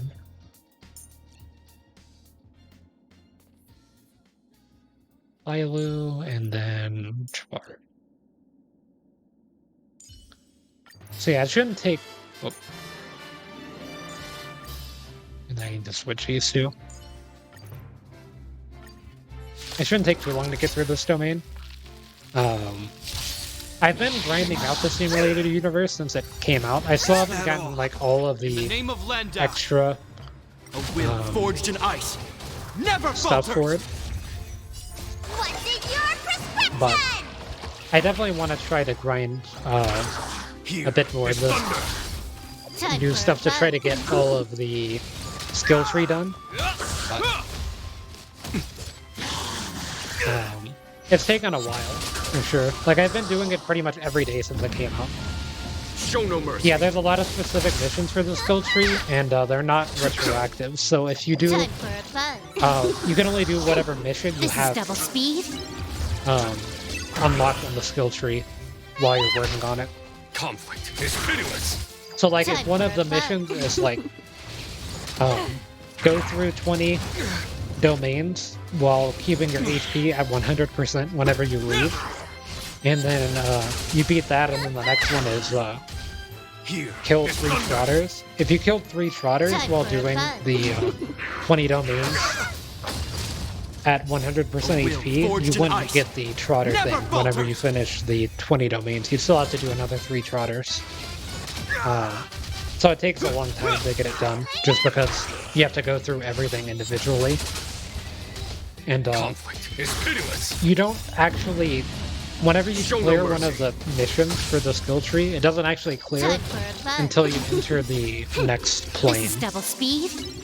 So it takes a long time to get it done. Even if you finish it within one run, you can only do like 6 parts of the tree per run at most. A will forged in ice. Never But most of the time, like, the missions will be something like kill trotters, or have the countdown be exactly 0, so sometimes you can't even do both within one run. And you have to, like, still do multiple runs, even with that. Yeah, it's really grindy, but I'm already gonna be grinding Simulated Universe anyway, so... I used to be someone that did all of the overworld grinds. I don't really do it anymore. Oh man, I got 2 of these. This relic set kind of got power crept by the speed relic set. I used to just run this on the support characters, but the 2-piece Musketeer effect giving extra attack isn't too bad on attack scaling units. I guess I can go ahead and get rid of those though, because those 2 pieces weren't that good. I pretty much don't take boots anymore unless they're speed main stats for me.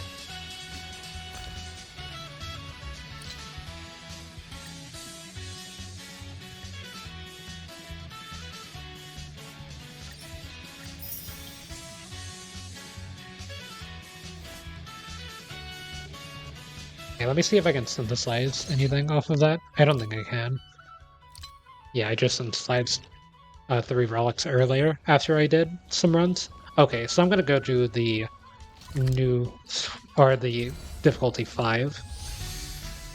So I was on a run earlier, and the run ended because I got... I was fighting the Swarm, not the final boss, but just one of the regular Swarm enemies, and I killed all but like 3 of them from them exploding. They were all at like a quarter of their HP, so I thought that they were low enough to die, but they ended up still having like barely enough HP to survive it. Yeah, I'm gonna do the Abundance one, just because it's probably like the easiest one.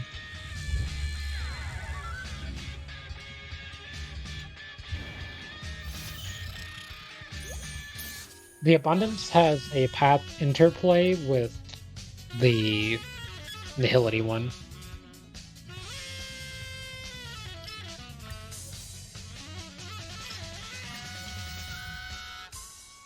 Okay, hopefully this run isn't too long for that then. Oh wait, I have Natasha in here. Here, let me actually... I don't know why it defaulted my Natasha. I'm gonna swap that out for Violet real quick.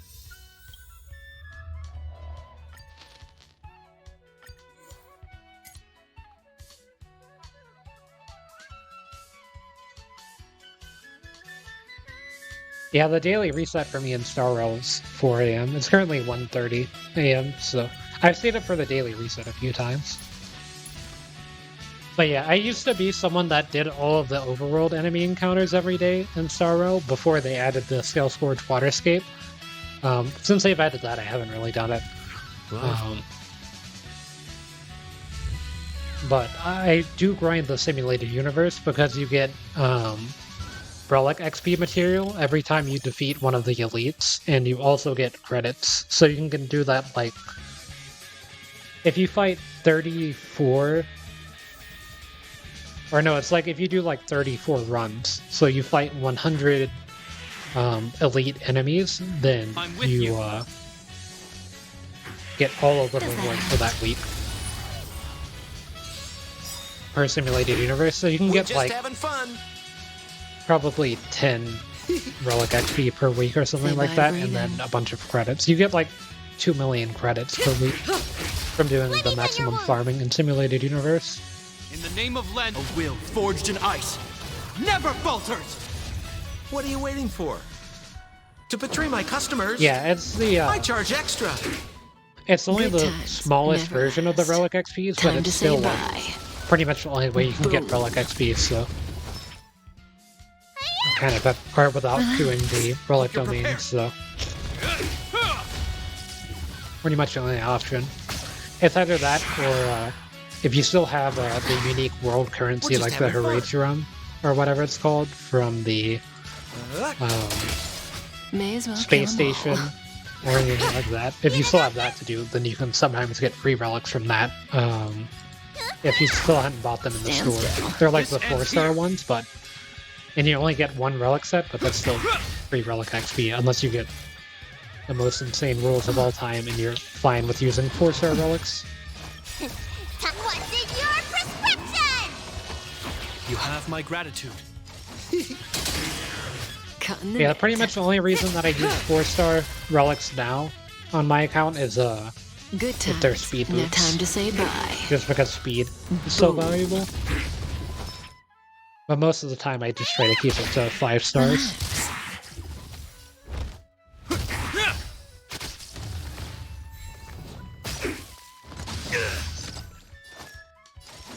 Although that was mainly because I would just do the What are you waiting refreshes for? with my To betray my customers, daily I charge extra. Say bye to Stellar Brayden. Jade that I got because I didn't really plan on getting any characters. Like, I didn't plan on getting Don Hung or Bushwan after Kafka's banner. Stand still. This ends here. I did pull for Kafka's weapon after I got Kafka, but I didn't get More it business, eh? because it took me forever to get Kafka. I think I was at like 80 pity on the first 50-50, and then I missed the 50-50, and then whenever I pulled Kafka, it took like another 80 pity. So I just didn't have any extra stuff. Okay, this is like the only... If I would have had this blessing last time, I probably would have won the run. This is like the only blessing you need with the Nihility path for it to pop off. So I'm going to take 3 Nihility blessings, and then... Yeah, unless you're... Well, you have to plan the pools.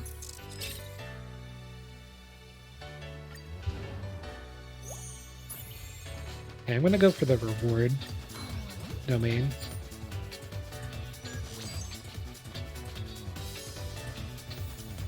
Oh, it's this one. Oh, this one's pretty good, though.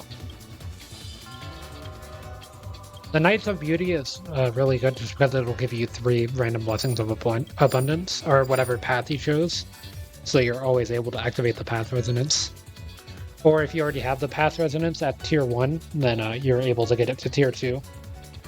And it can even give you 3-star ones. Like, if I already have a few of the path that I'm already running, then most of the time it gives me a 3-star one. Even though, like, the one at the bottom gives you 1 3-star one, then,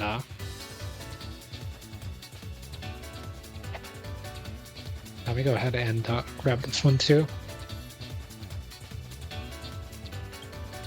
Yeah, that's how I was with Kafka. Like, I didn't really think... Or, I don't really look ahead at, like, leaks or anything. Like, I don't mind seeing leaks, personally, but,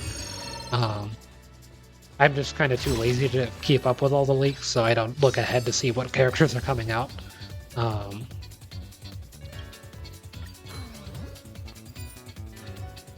Yeah, I usually like the reward domains, that's the Trotter ones, because if you get Asta for the Trotter domains, she's able to defeat them all pretty easily. For some reason. Like, even though she's like a single target basic attack, her basic attack still hits like 3 Trotters. If there's 3 like right next to each other. And she has really long range, so you're able to defeat all the Trotters pretty easily. Good times. Time to say bye. Boom.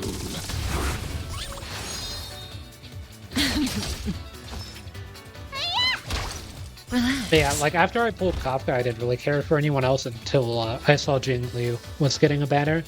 Whenever in the name of Len, a will forged in they ice. showed like her promotional Never art, falter. and then they showed promotional art for Topaz and stuff on their Is that all? like Hoya Lab or whatever. So when I saw that, I was like, oh, I'll probably get her. But What are you waiting Kill 'em for? all. To she's betray not my even coming out customers, until the next patch, so I figured I would charge have extra. enough time to save up for it. And currently, I have a little bit of pity and guaranteed 50-50 on her. So as long as I don't pull Fushuan while I'm trying to pull for Stand still. Lynx, then I should have no trouble getting Jing Liu on the next banner.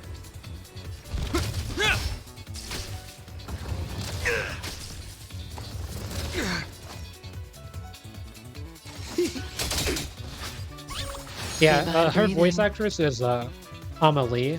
I don't know if you know her. She does, or she's like a VTuber with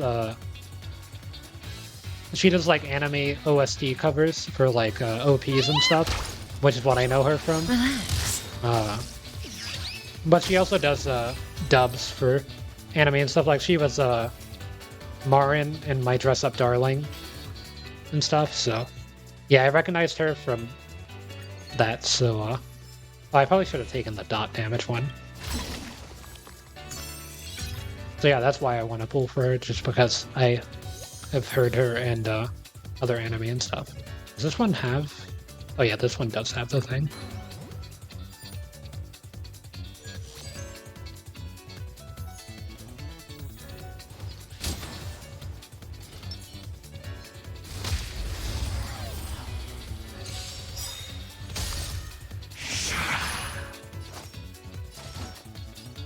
Yeah, she did the, or she was the voice actress for the character Uda in the One Piece film Red movie. And while in the movie she's playing a character that sings a bunch of songs, she didn't get to sing songs for like the English dub. They just did the Japanese songs during the singing parts. She went on her YouTube channel and did covers for all of the OST that Uda sung. Good times. Outside Time to of say bye. the like bonus tracks, Boom. so that was pretty cool. In the name Yeah, of I didn't watch the Landau, film dub, but I still will like forged some in of these ice. covers in general and Never stuff, so I falters. think they were still pretty good covers. Time to show you what's in your prescription! I owe you one. Cutting the net.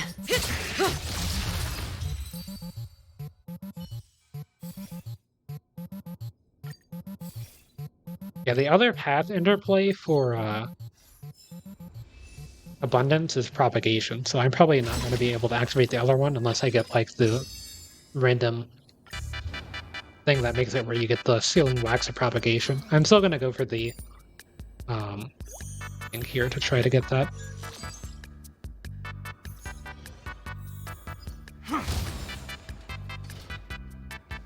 But yeah, like this team doesn't run anything that's effective against the swarm bugs, but it's still Kafka and Sampo, so they're able to take care of it pretty easily. More business, eh? Say bye I to have to breathing. wait on using their stuff though.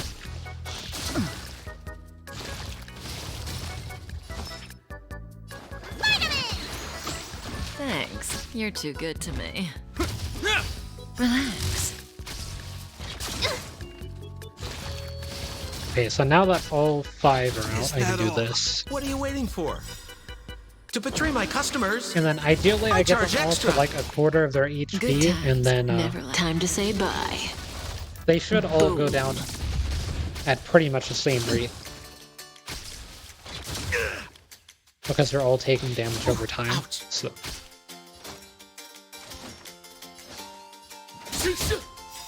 I can still focus on like one of them. May as well kill them all. Is that all? Is that all? Yeah, I did that one a few days ago. It Stand still. it took like 2 attempts, I This think, ends to here. get that because I just focused on that and I did it at the difficulty 4. In the name of Landau, a will forged in ice never falters.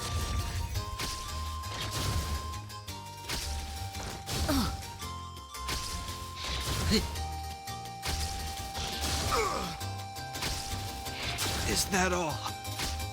But yeah, because the abundance path has the path bye to interplay breathing. with the nihility path, that makes it where you can still run Kafka and Luca. I think I was or Kafka and Sampo Let me mend teams your wound! for the abundance path will still be useful. I think I meant to mention that earlier. Hope you're Since you're prepared. still able to get benefit from getting nihility blessings.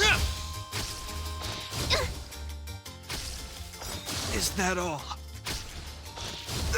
Yeah, it makes it where Kafka does like she does probably like a fifth of her damage that she would do if you went full nihility path, but Never falters. still able to get out decent damage. It increases We're your just having survivability by a lot, which is a bit more important for Swarm Disaster. What are you waiting for? To Anyway. betray my customers? I charge extra.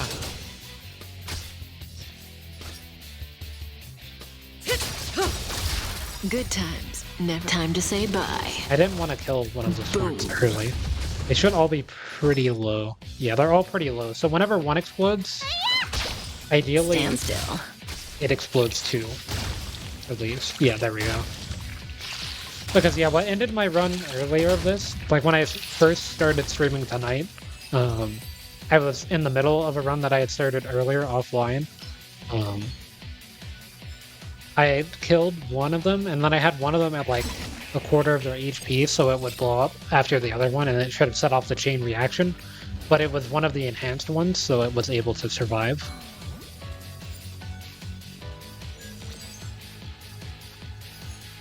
And then that ended up killing my run because I wasn't able to kill the rest fast enough. Because this doesn't get you that much damage, it's mostly just like a survivability type of playstyle with the abundance path. And also just having both More business, Gepard and Bailu. But you can run Bailu with the abundance path pretty easily since the abundance path has an AoE cleanse. Relax. This ends here. Yeah, they should summon another one. Yeah, there. What's in your prescription?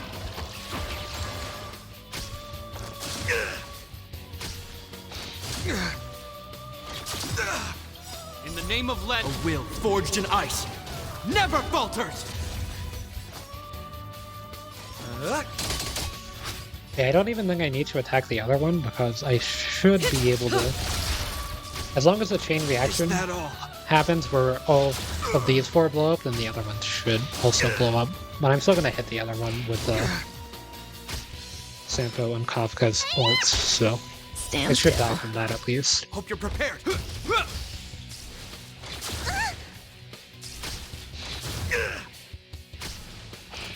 You bully! Is that all? We're just having fun. That shield's holding up pretty good for having an energy What are you regen waiting rope. for? To betray my customers, I charge extra. May as well kill them all. Good times. Never time to say bye. Boom. Yeah, at Eidolon 6 she gets 2 revives, but as soon as the ally dies, then she instantly revives them. So if it's like in the middle, so like if the ice enemy, the big ice enemy that summons the 2 guys, he has 2 actions where he'll like attack and then summon or attack and then do like the AoE attack. If he kills one of your units in that first attack, then Bailu will revive him before he's able to do the second attack. Same thing with like Gepard's revive, because Gepard has a self-revive where if he dies once, he regenerates with 50% HP and his ultimate. Although I think at 8014 it's like full HP instead of just 50%.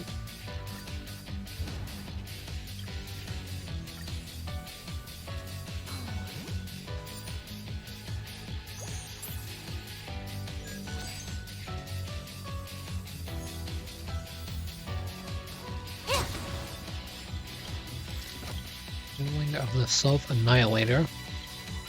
Let's take the 100 Cosmic Fragments.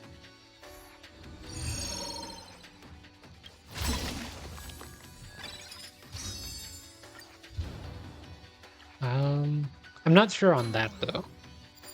Because I never really run the destruction path, so I don't know that much about the destruction stuff.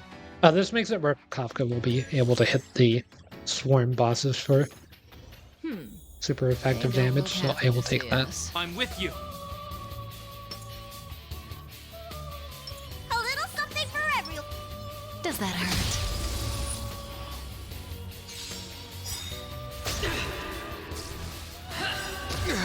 In the name of Lend, a will forged in ice Go never ahead and pop falters! these, because that'll... What are you waiting Go ahead for? and apply the to betray dots. my customers, I charge extra. Good times. Time to say bye. Boom. Good, the stronger the better. Yeah, these ice enemies are kind of a problem, because Is that all? they delay... Like, luckily I'm running Gepard, but if they decide to randomly not hit Gepard and hit someone else, they just make it where they can, like, permanently stun lock them and stuff. Stand still. The redemption.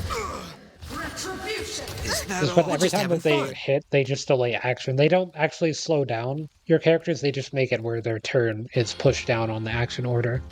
So you can't even, like, hit them with Natasha Cleanse to improve their speed. They're just kind of stuck. Can we bring out the...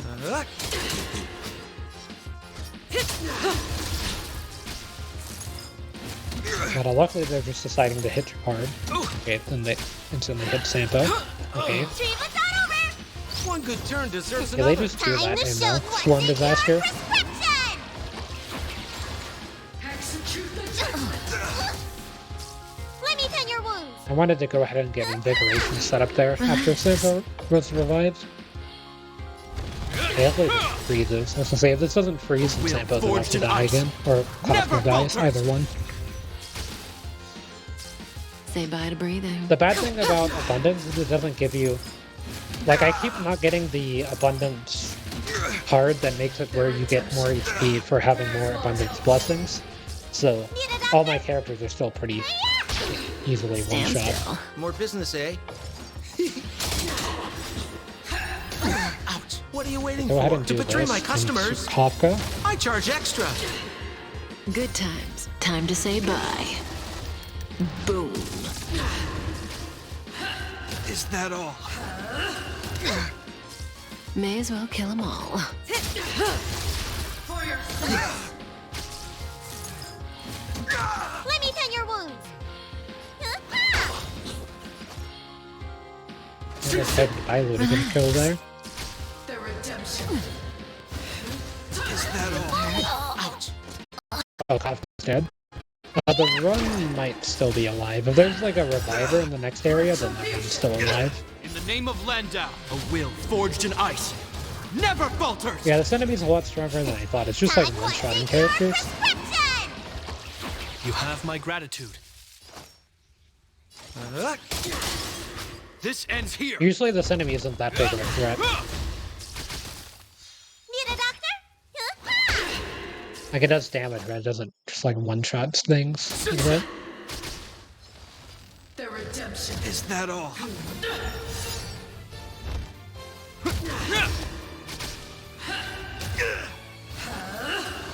You bully. Hiya. We're just having fun. What are you waiting for? To betray my customers, I Maybe charge take extra. damage from damage This over ends time here. effects. The redemption. Is that all? Execute the judgment. You In the bully. name of Landau, a will forged in ice Yeah, there used to be never rewards on falters. the right side for having your views be at, or like your total watch time be at a certain amount. So you would, Hope you're or so prepared. people would just like viewbot More business, eh? their channels, so that way they would get a bunch of watch time all at once. Because like if you have 100 people watching you for like 10 minutes, then that's 100 times 10 minutes. So, or like 1,000 minutes worth of time. So you would just get rewards pretty quickly doing that. But I don't even like know how to set that up all? channel bots, even if I wanted to do that. But We're just having fun. yeah, like I don't really care about setting up that kind of stuff. If I do set up bots, then, or like if I did, then I only have like 1 or 2 bots Never forget. in my channel all the time, which wouldn't even be that effective. In the name of So, Landau, a will forged in ice never falters! but yeah, like I had never really like even considered setting up bots just because I don't really care if What are you waiting for? To my betray my Twitch thing ever gets customers, big. I charge extra. I'd rather just keep having people that I can talk to in chat and stuff than just having high viewer Is that counts. all? So it's more fun to talk to people than just to have big More numbers. business, eh? Hope you're Let me tend your wounds. I'm gonna do this. I think this will increase. Yeah, that I owe increases you. max HP, so hopefully he lives this. Prayers won't help you. Yeah, you will get banned if you get caught, so The redemption. there's always that In aspect the of name it of too. Landau, a will But- forged in ice I mean, sometimes Never falters. spoilers will cause YouTube channels, or not YouTube channels, This but ends Twitch here. channels to get bots if they have,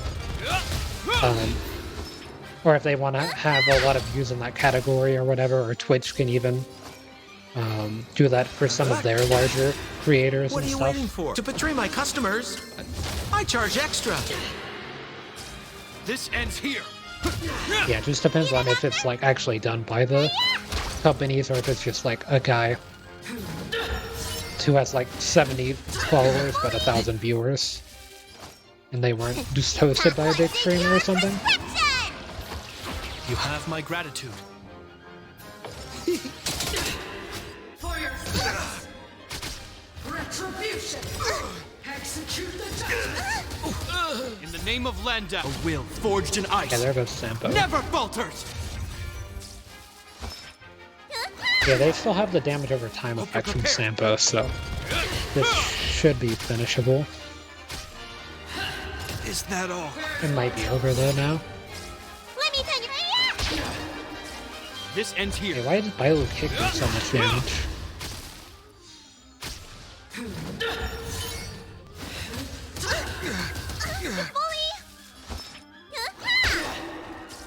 Hope you're prepared.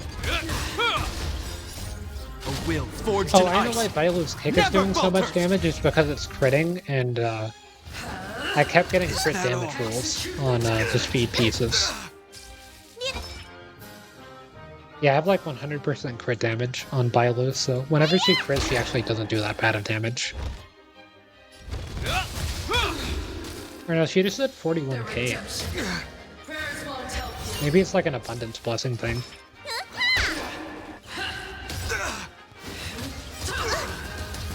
In the name of Bilo Landa, got fed something a will forged that's in causing that ice. much damage. Never falters!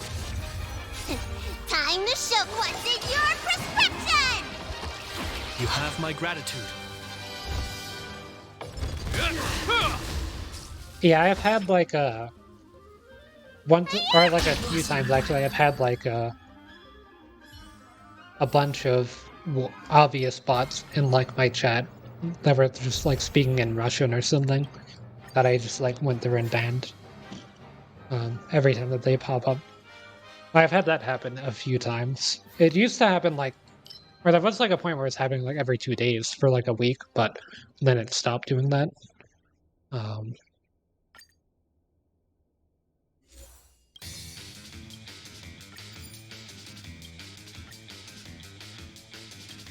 don't really know what those parts of this are for.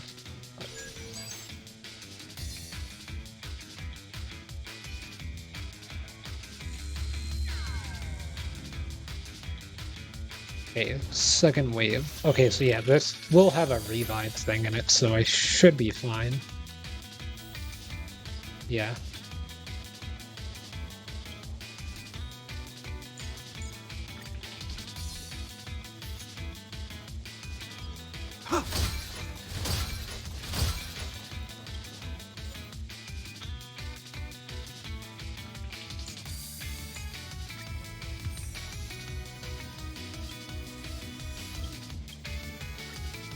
Yeah, it's weird to think that, like, it wasn't even that long ago that Twitch was, like, significantly smaller and stuff. Like, kind of where, like, YouTube live streaming is what Twitch was like. But now Twitch is, like, its own thing and it's massive.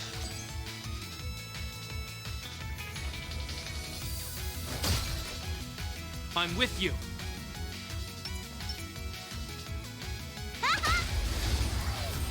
Yeah, like having like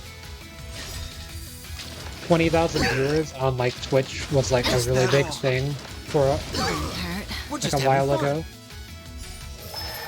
and stuff, and now like there are streamers that get like 30,000 viewers just from going live and stuff, and then that'll go to like 60,000 for like the really large channels and stuff. Hope you're prepared.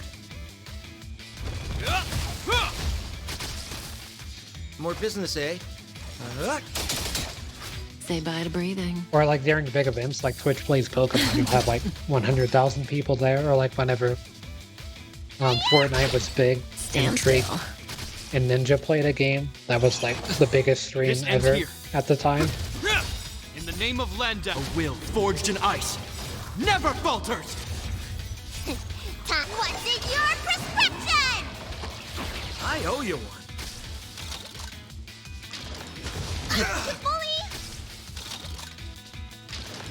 Is that all?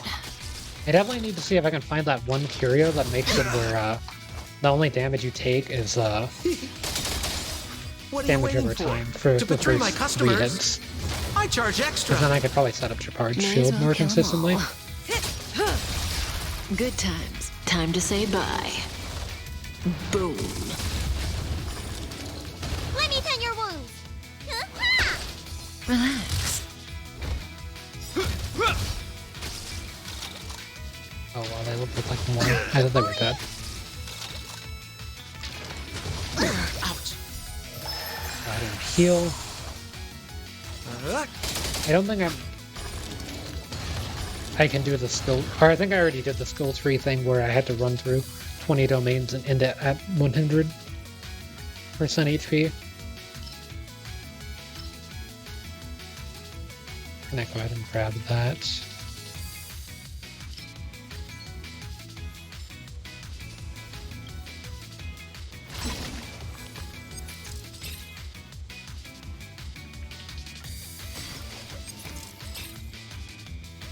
We rolled into the same one. We rolled into the same one. Okay, there it goes.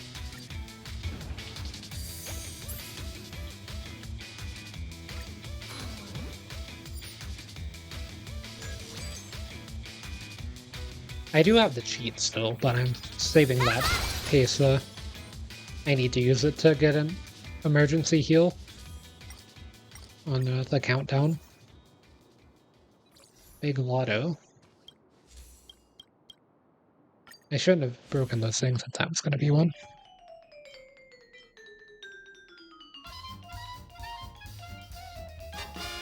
I still can't seem to find the abundance blessing that makes it where you have higher max HP depending on the amount of abundance blessings you have.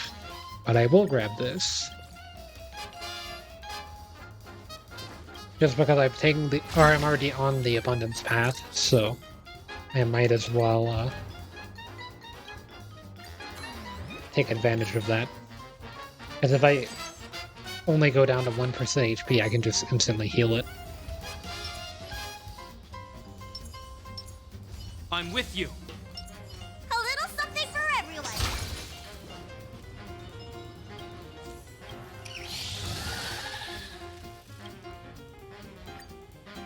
And a random curio. Okay, never mind.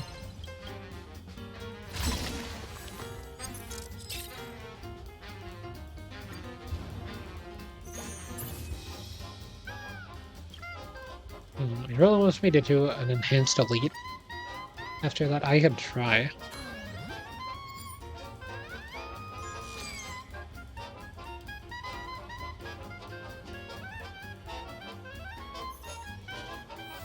Careful. This is life or death. This should be fine. I do have Does Bioluz. that hurt? Or no, I don't have Bioluz lined up. But I do have the shield for starting out. Good, the stronger the better. I just basic it. Relax. Okay, this should restore some HP. Okay, who even gets their HP restored here? I guess it's these two, hopefully. I owe you. Hope you're prepared. Oh wait, I forgot that I had the blasting thing. Okay. Stand still. So yeah, that wasn't too bad. I was worried that as soon as that thing broke through shields, then everyone was gonna die. We're just having fun. In the name of Landa, a will forged in ice never falters. I wonder if all allies splitting and coming damage would be that good What are you with waiting for? To betray my customers? the abundance path. I charge Because extra. normally it's pretty bad unless you May as well kill 'em all. are already playing around it. Good times never last. Time to say bye. Boom. You don't look so good. Hi-ya! Relax.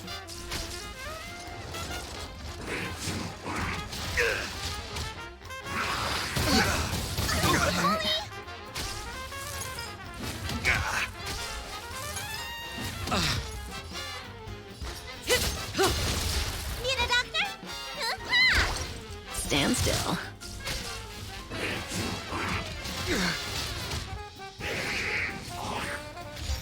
More business, eh?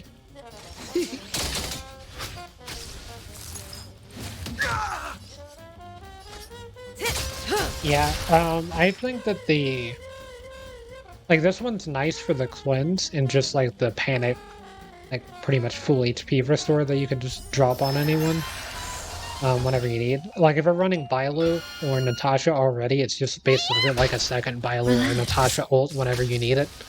So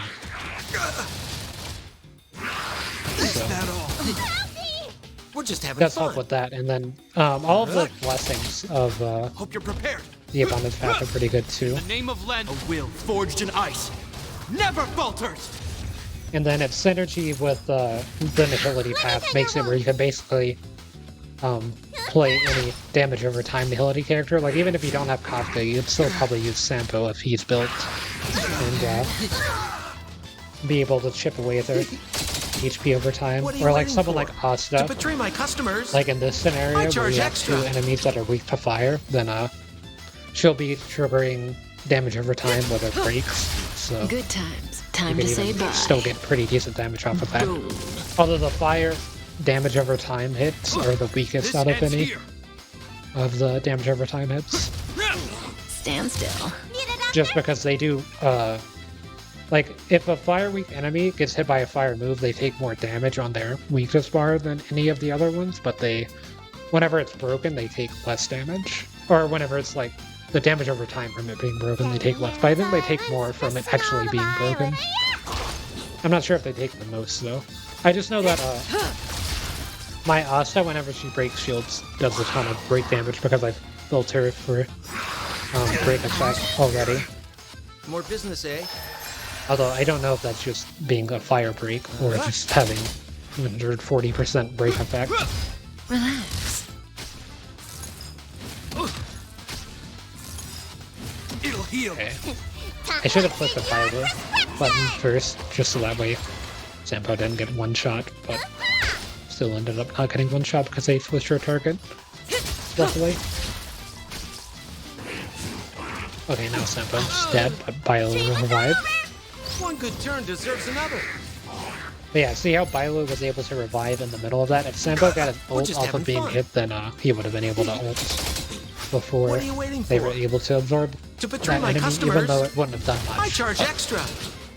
Just would have made the damage number over there a little bit higher. Stand still. Good times. Time to say bye. Boom.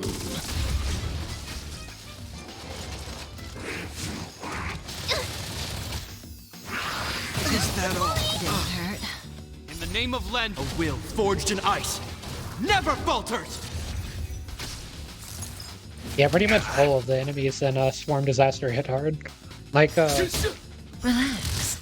I've heard people talk about, instead of using things like speed boots, using defense percent boots or HP percent boots for for the Swarm Disaster stuff, just because you don't have a time limit. Like with Memory of Chaos, using speed boots allow you to deal a lot more damage Stand still. every turn, so they're pretty much invaluable for that kind of a thing. But for Swarm Disaster, since you don't really have that time limit, you can do things like attack percent boots or defense percent boots, More business, eh? and just go for higher damage numbers. But I think Goodbye, speed's still breathing. pretty important for simulated universe stuff, just because it's still going to determine whether you go faster than the enemies or not, and you still need to do things like speed tuning either way. So We're just having fun. I'm gonna go ahead and pop that just to be safe. In the name of Lenda, a will forged in ice. I'm saving Never these two falters. for in case spawns another wave. Well, actually, I What are can you just go ahead waiting and for? do To betray this my customers.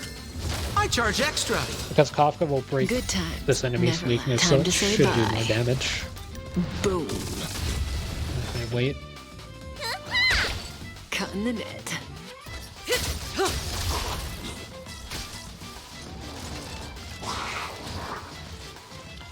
It's not like Sampo and Kafka are both ulting these enemies would have been able to defeat them anywhere, just because they have so much HP. Stand still.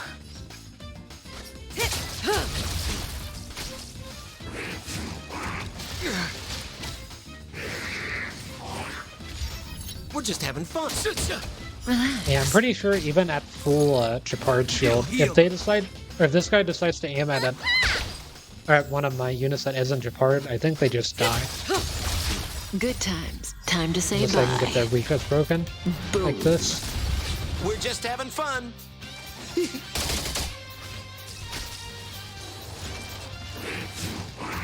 Is that all?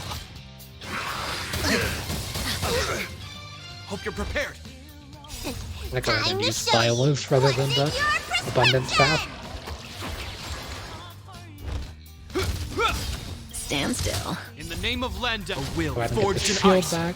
never falters. Need a doctor? More business, eh? Relax. What are you waiting for? To betray my customers, I charge extra.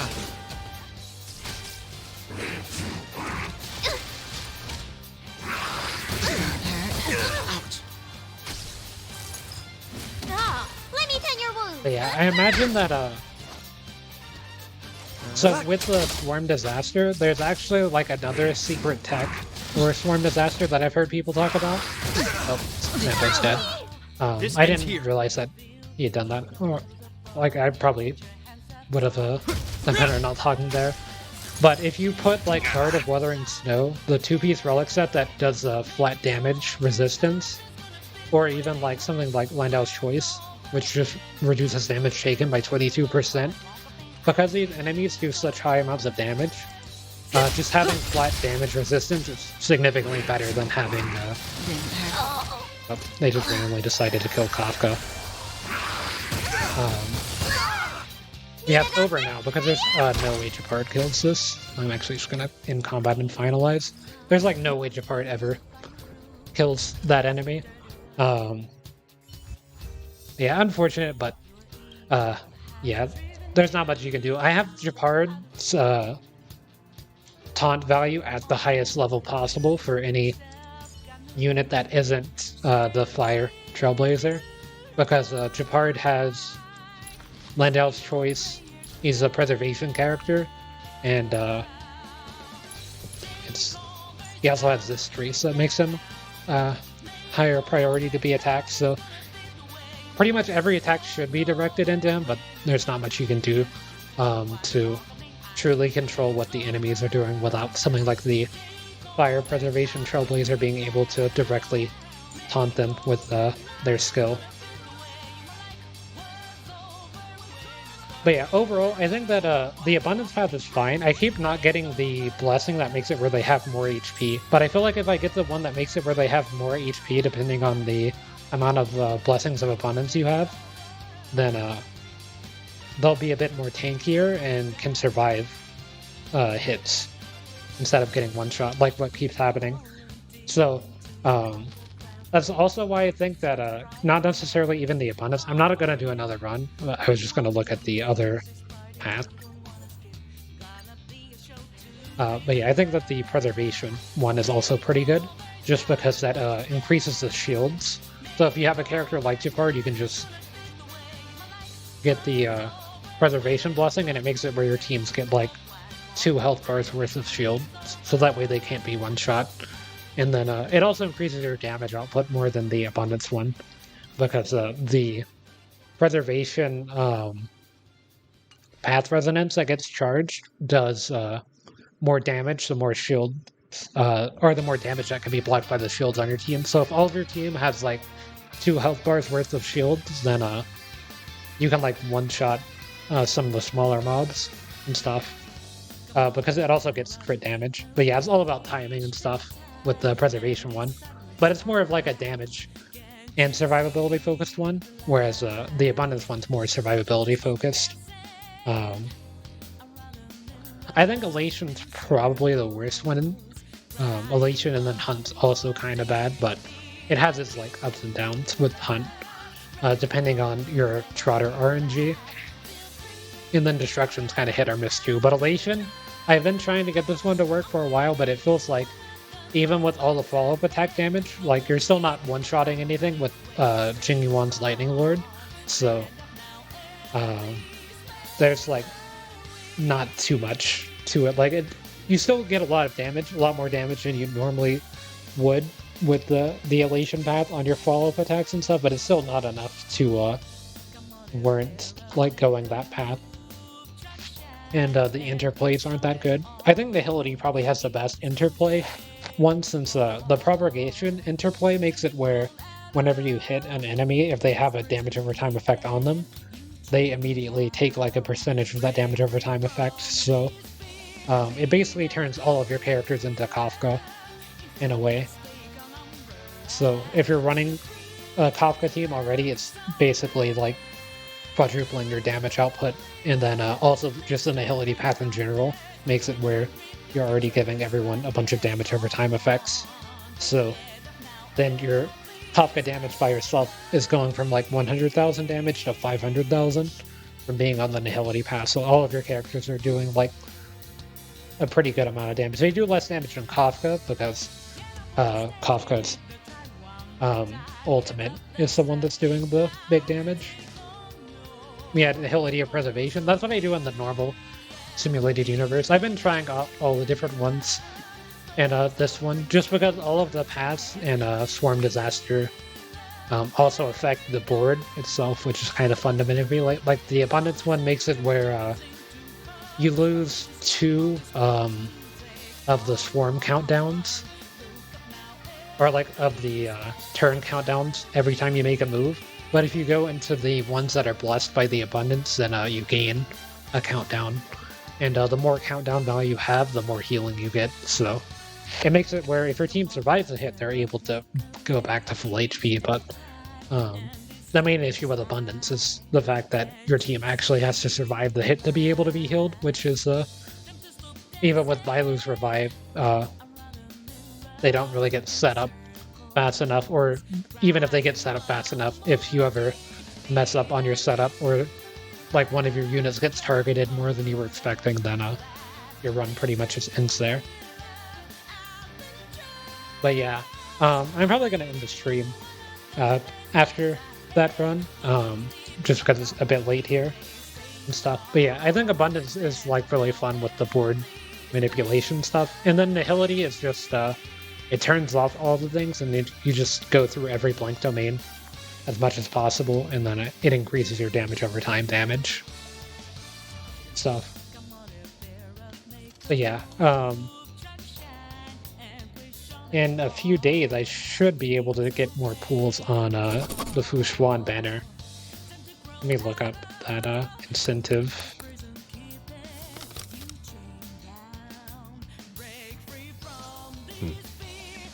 Yeah, it won't be for 9 more days, but I should be streaming every day for the rest of the event for sure. Like, I'm going to be trying to stream as much Star Rail as possible still, so yeah, it's 2 a.m. for me, so I've still got a little bit of stuff to do. Like, I've still got to do some Genshin Daily stuff before I go to bed and everything, so yeah, but I don't really have too much to do tomorrow. On Tuesdays and Thursdays for me are my easier days, and then Monday, Wednesday, Fridays are kind of busier days. Well, not necessarily Friday, but I have to wake up earlier for that. But yeah, I'm gonna be ending this here. Yeah, you too. So yeah, that'll be it for now. I'm not sure why this has been in the red the whole time. It looks like the stream has been fine. It only says 168 frame drops, and if it looks bad, it would say like 2,000 frame drops, and it's way less than that. So, gonna be ending things here for now. Guess I'll see everyone in the next one.